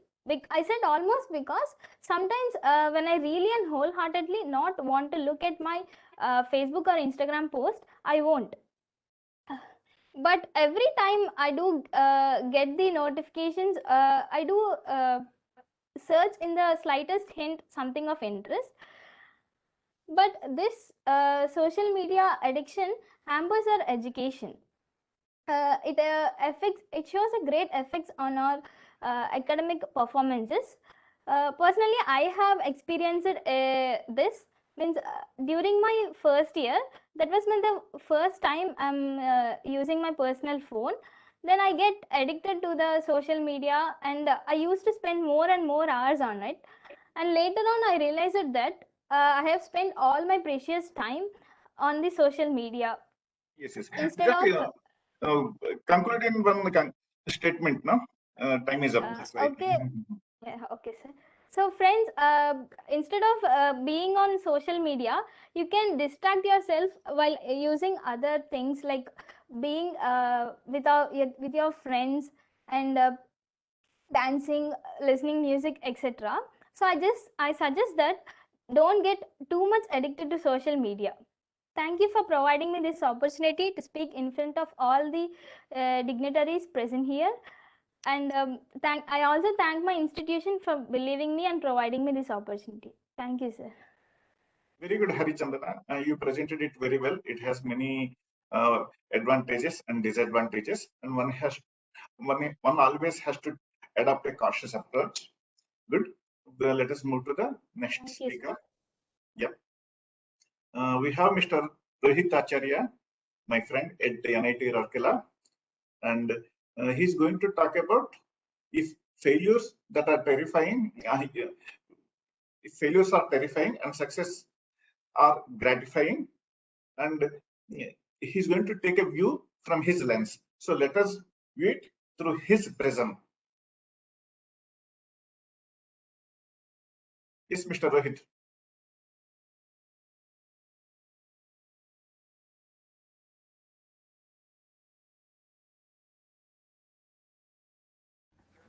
Am I audible? Yes, yes. Screen? Okay. Yeah. Okay, sorry. Yeah, you can share. Okay, sorry, man. So hello everyone, good afternoon, and I will be starting off with my topic, that is success in failure, or look at it from my lens.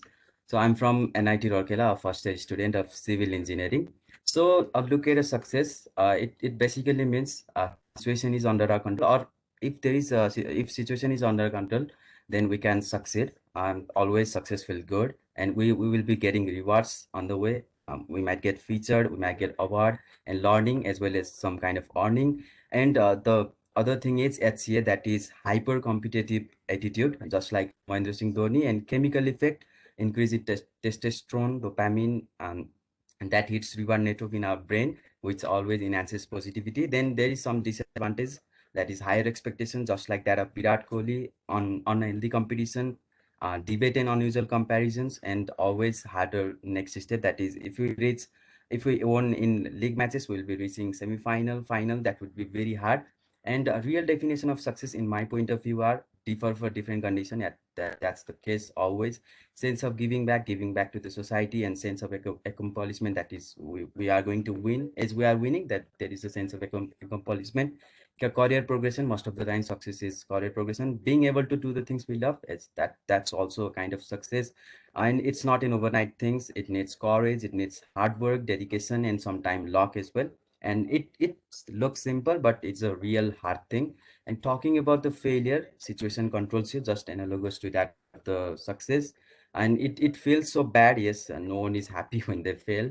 And loss of time, money, fame, and the failure is also a temporary thing. But even if it's a temporary, there is a delay in achieving something, so it's not a good thing at all.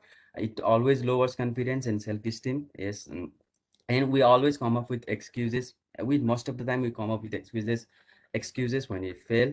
And the advantage of it is making a comeback, beginning with a step ahead of previous. That is, when we fail, if we fail initially, then we will be coming up with some kind of knowledge so that we are a step ahead. And failing fast, blessing is explained by VSR sir. Failing fast can be a very great thing and great chance of learning. Yes, that is the biggest asset of failure in my point of view. And coming back to real definition of failure in my point of view, no one is going to say you congratulations on your failure, and it always depends on the consequences. Sometimes it can be very good, sometimes it can be a very catastrophic as well.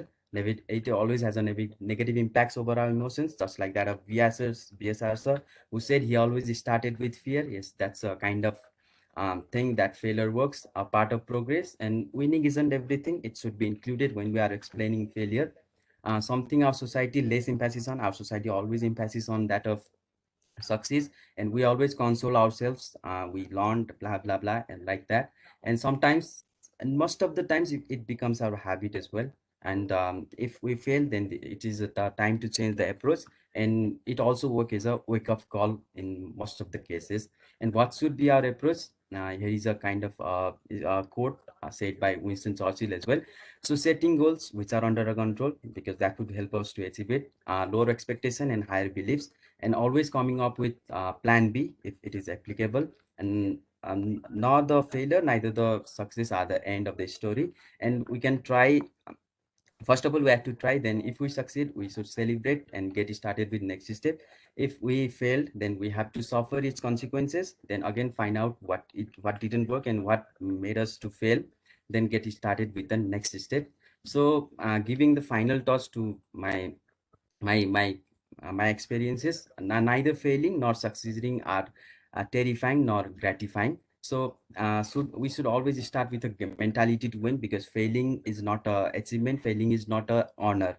And we always have to be ready to face any consequences, whichever way it goes, whether we fail or whether we succeed. And another thing is, it's us and only us who would be responsible for any consequences caused by failure or caused by success. And winning and losing both are the part of life, and the main point is to make a progress. And we always have to be honest and always tell the truth with ourselves, always talk about the truth with ourselves. And at last, failure is never an achievement and honor. Either I'm doing it wrong or something is going wrong. And one more thing, failure and success both are fuel for the next step. In my point of view, neither failing nor succeeding are that much terrifying and gratifying. Thank you. Very nice, Mr. Rohit. What one has to do is, one has to do failure mode analysis. People will learn it as you further progress in your studies, and you should plan for gradual failure that has minimum impact. And this is a very beautiful topic which can't be covered now, but throw some light in this direction. And I request all students to, further inquire about it by Googling and so. Let's go to the next speaker, Miss Fatima Yan. She's studying her MBA in Rishi UBR PG College from Women at Hyderabad, and she's going to talk about her understanding of a leader. Go ahead, Miss Fatima. Good afternoon, sir. Good afternoon. Good afternoon, everyone. I am Nusrat Fatima from Rishi UBR PG College for Women, and I am a student activity committee volunteer and a vice president as well. And I am pursuing MBA. So today's my topic is about my understanding of being a leader is. If given a chance, each and every one of us would want a lead and want to be followed. But has anyone realized how difficult is the task? And what are the roles and responsibilities a leader should have? Well, in May 1893, a thin little man was on his way to Pretoria when a white man objected his presence in the first-class carriage. He ordered him to move to the van compartment at the very end of the train. So as he having a first-class ticket, so he refused. So he was thrown off the train. Shivering through the winter night in the waiting room of his station, he made a momentous decision to stay back in South Africa and fight for the racial discrimination against the Indians there. So out of this oppression, he came up with a new movement called Satyagraha. That new movement included no weapons, no money, and without bloodshed, it happened. And he was the person who wanted freedom for Indians and inspired a lot of people, and he also deserved a Nobel Peace Prize. And he is none other than Mohandas Karamchand Gandhi, the father of our nation. So his revolutionary idea influenced many great leaders such as Martin Luther King Jr., Nelson Mandela, Aung San Suu Kyi, and many other leaders to gain freedom. On the other hand, there is also another leader who worked for the same cause as Gandhi, but his idea was completely contradicted to Mahatma Gandhi's ideas. So that person wanted to rule the people with weapons and violence. He killed people like flies. He never understood the meaning of kindness and love. He never understood the meaning of bringing peace by his method, and he became the cause of World War II. And that person is Hitler.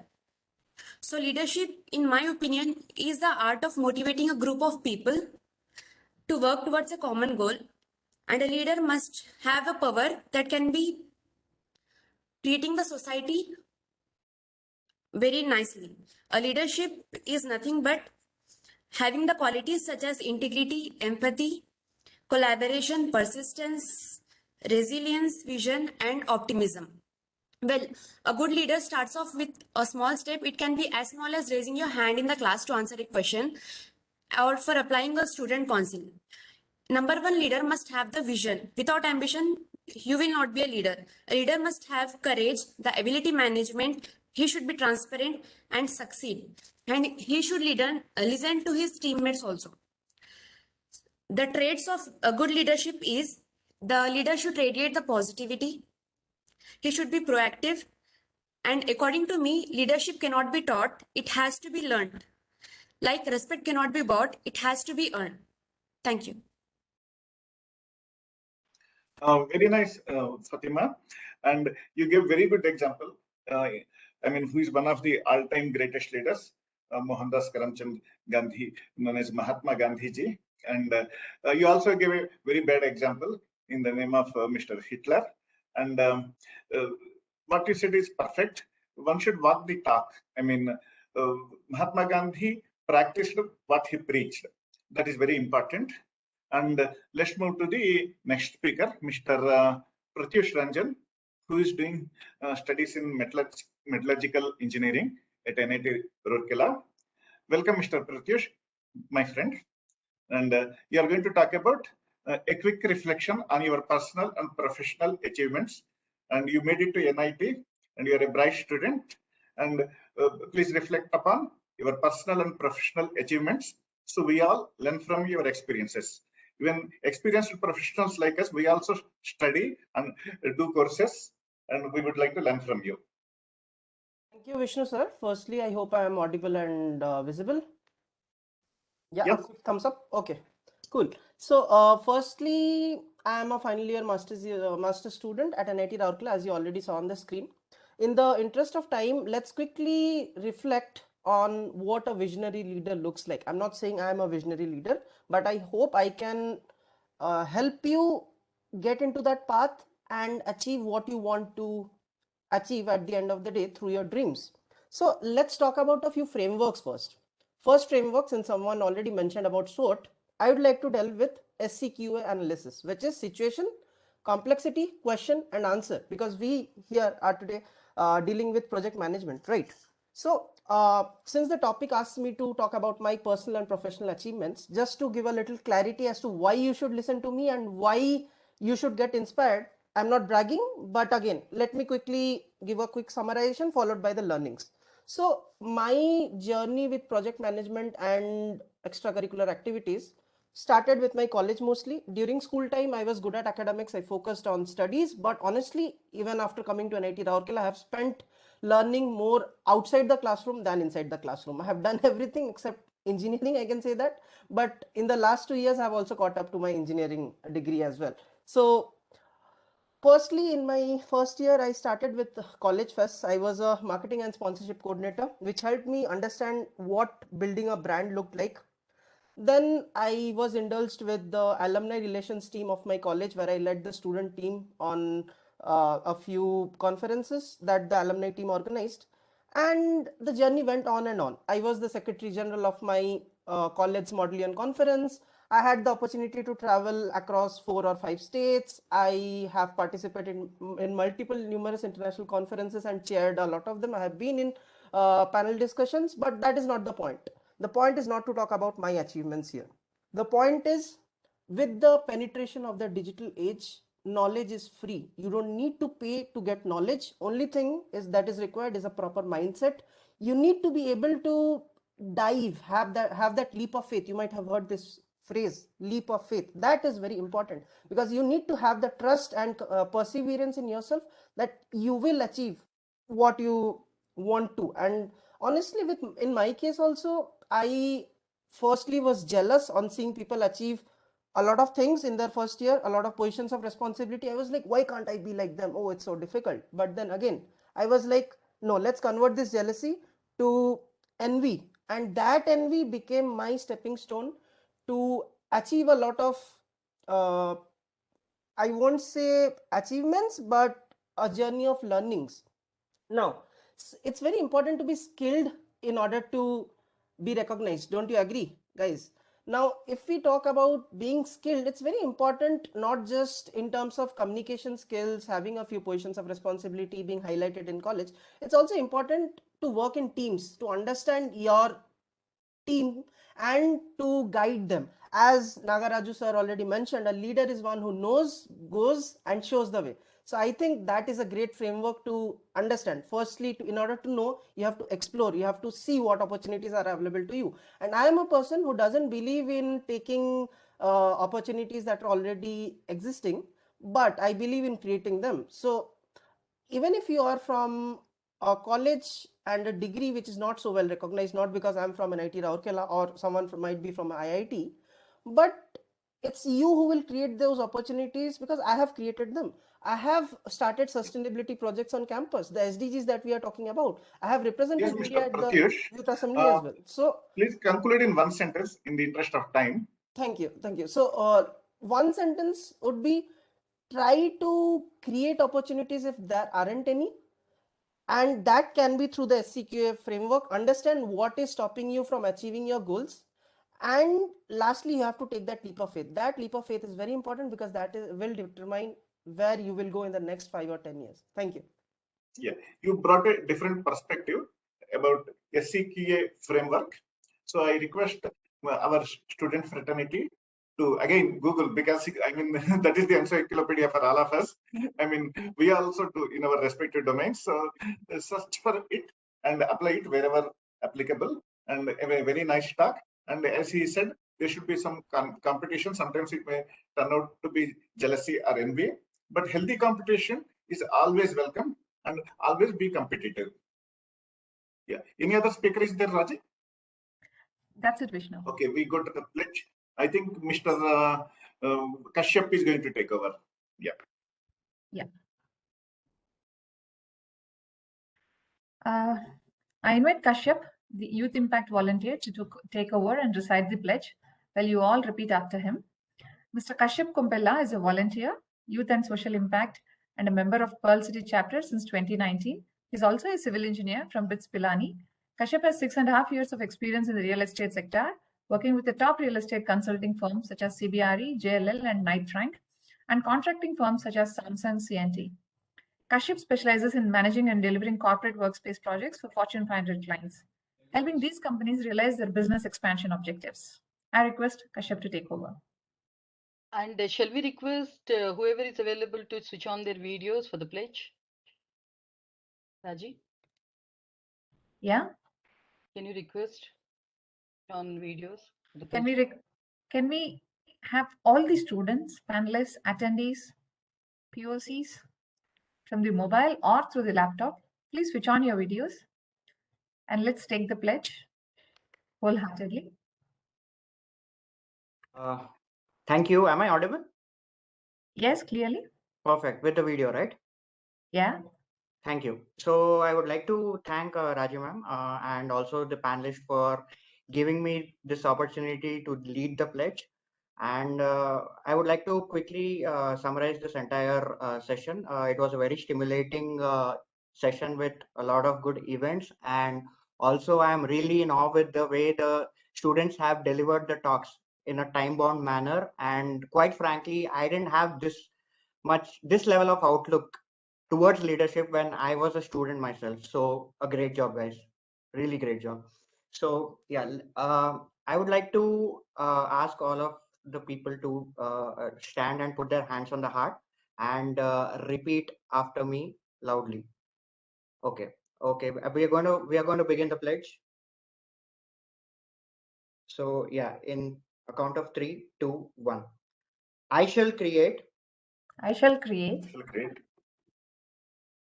Vision for myself. Vision for myself.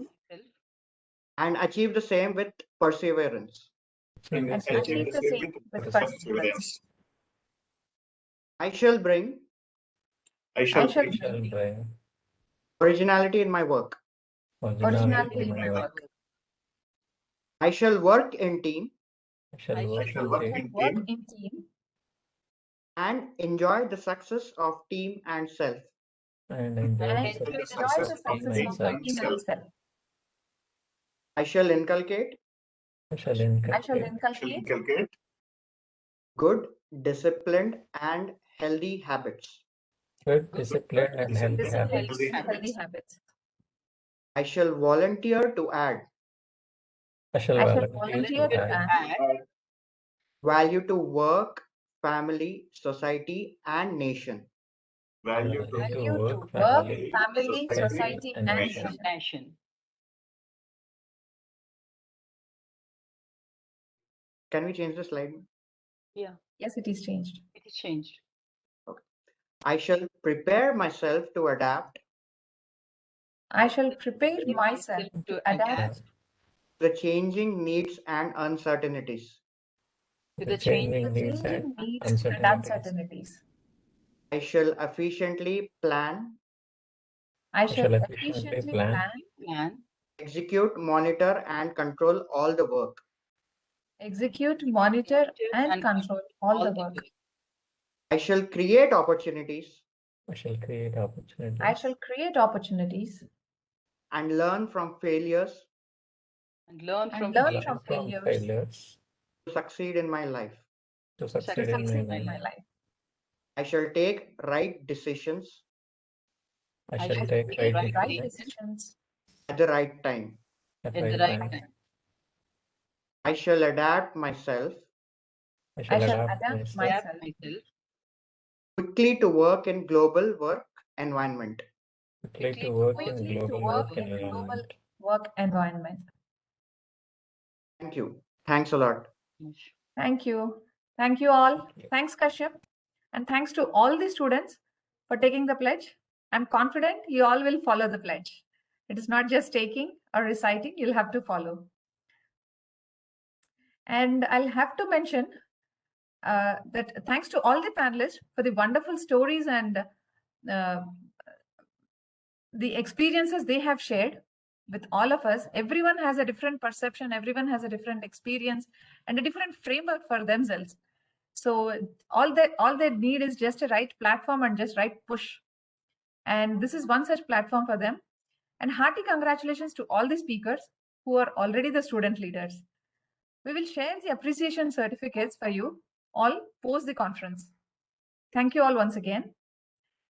And yeah, so this is the selfie contest winners. We have Mohammad Sirajuddin, Harichandana, and Lakshmi Devi.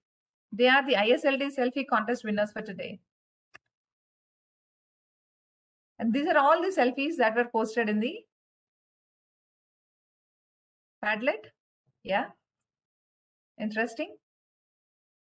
And these three are the winners. And now may I request Manohar Eraguntla, General Secretary and Professional Development Director of PMIPCC, to provide concluding remarks on this event. Thanks, Raji. Am I audible? Yeah, loud and clear. Okay, thanks. Hello, everyone. It's been such a honor to be part of this wonderful conference team. We at PMI Pearl City chapter, we strongly believe that leaders are not only born, but can be made. With this belief, we are providing this platform through which young students could be shaped into future leaders from last 15 years. And we helped around thousands of students in last 15 years. Now we have reached to the end of this event. On behalf of the organizing committee and PMI Pearl City chapter, it's a privilege and an honor for me to deliver the vote of thanks for this gathering. The first persons I should thank is students. Your participation has been invaluable and without any doubt has helped make the event great success. I see many students from different colleges joined to the conferences room. They're from their home through their mobiles, and it's completely overwhelming team. Thanks a lot. And apart from students, there are few spots in colleges.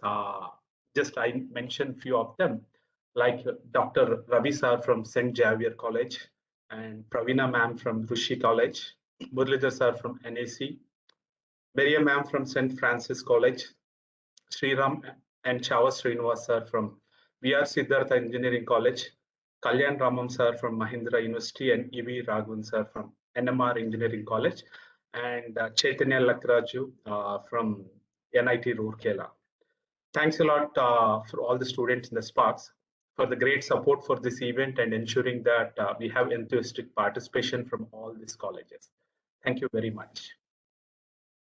I would like to say a warm and special thanks to our today's guests.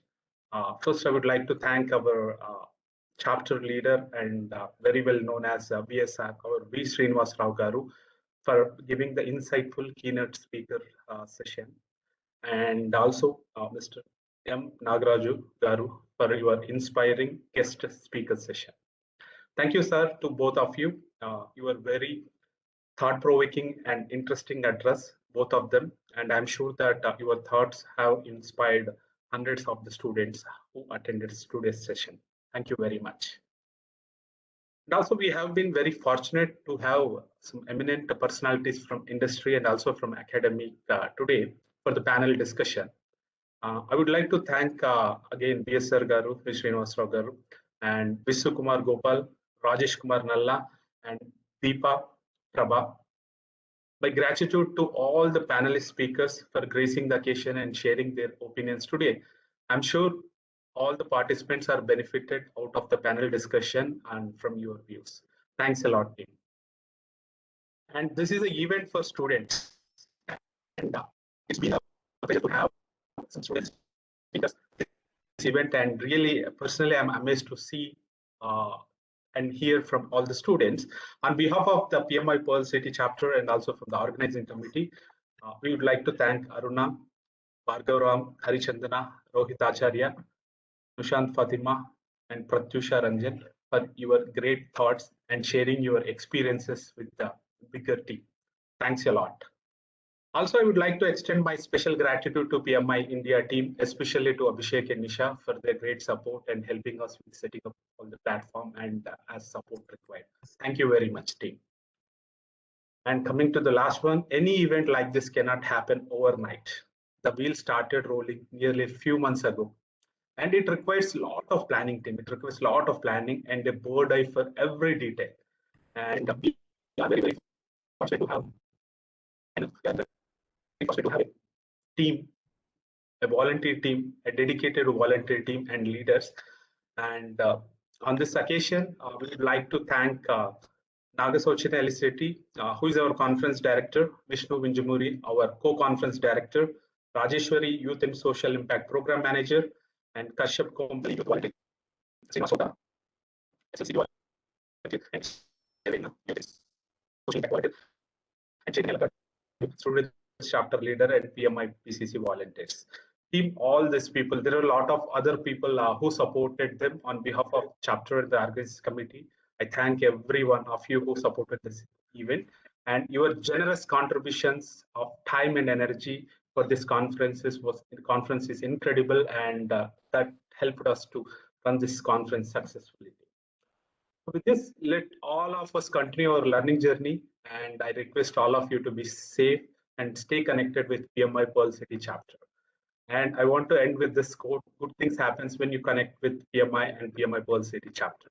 And thanks the team for giving me this opportunity to deliver vote of thanks. And we'll see you all in next conference. Thank you very much. Over to you, Raj. Thank you, Manohar. Thank you all for being part of PMIPCC's unique initiative ISLD 2022 celebrations. Have a very happy weekend. Thank you. Can we ask those who are available? We could have taken a group pic, Rajay. Those who are available. Would have been good. Can we all request? I think we should have taken during the pledge. Bump up everyone into panelist. I don't know how much it is going to take. Maybe if there is a camera available in the conference room of the colleges, that would be great. Can we request all the panelists? Because it's 1:20, maybe might have. Yeah, I think we have already exceeded the time. Yeah, We might have taken during the pledge. Did someone take during the pledge? And whoever is in the attendees, I am making them panelists so that they can on their videos. Yes, please. Yeah, that would be good.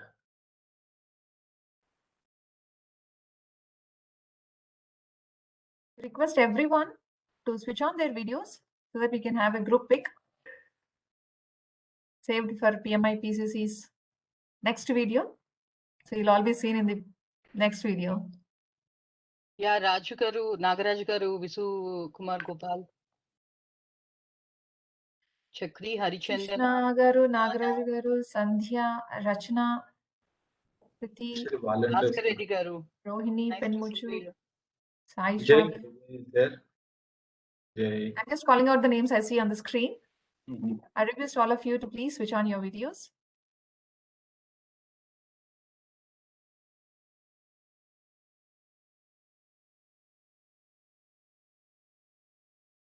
Maybe people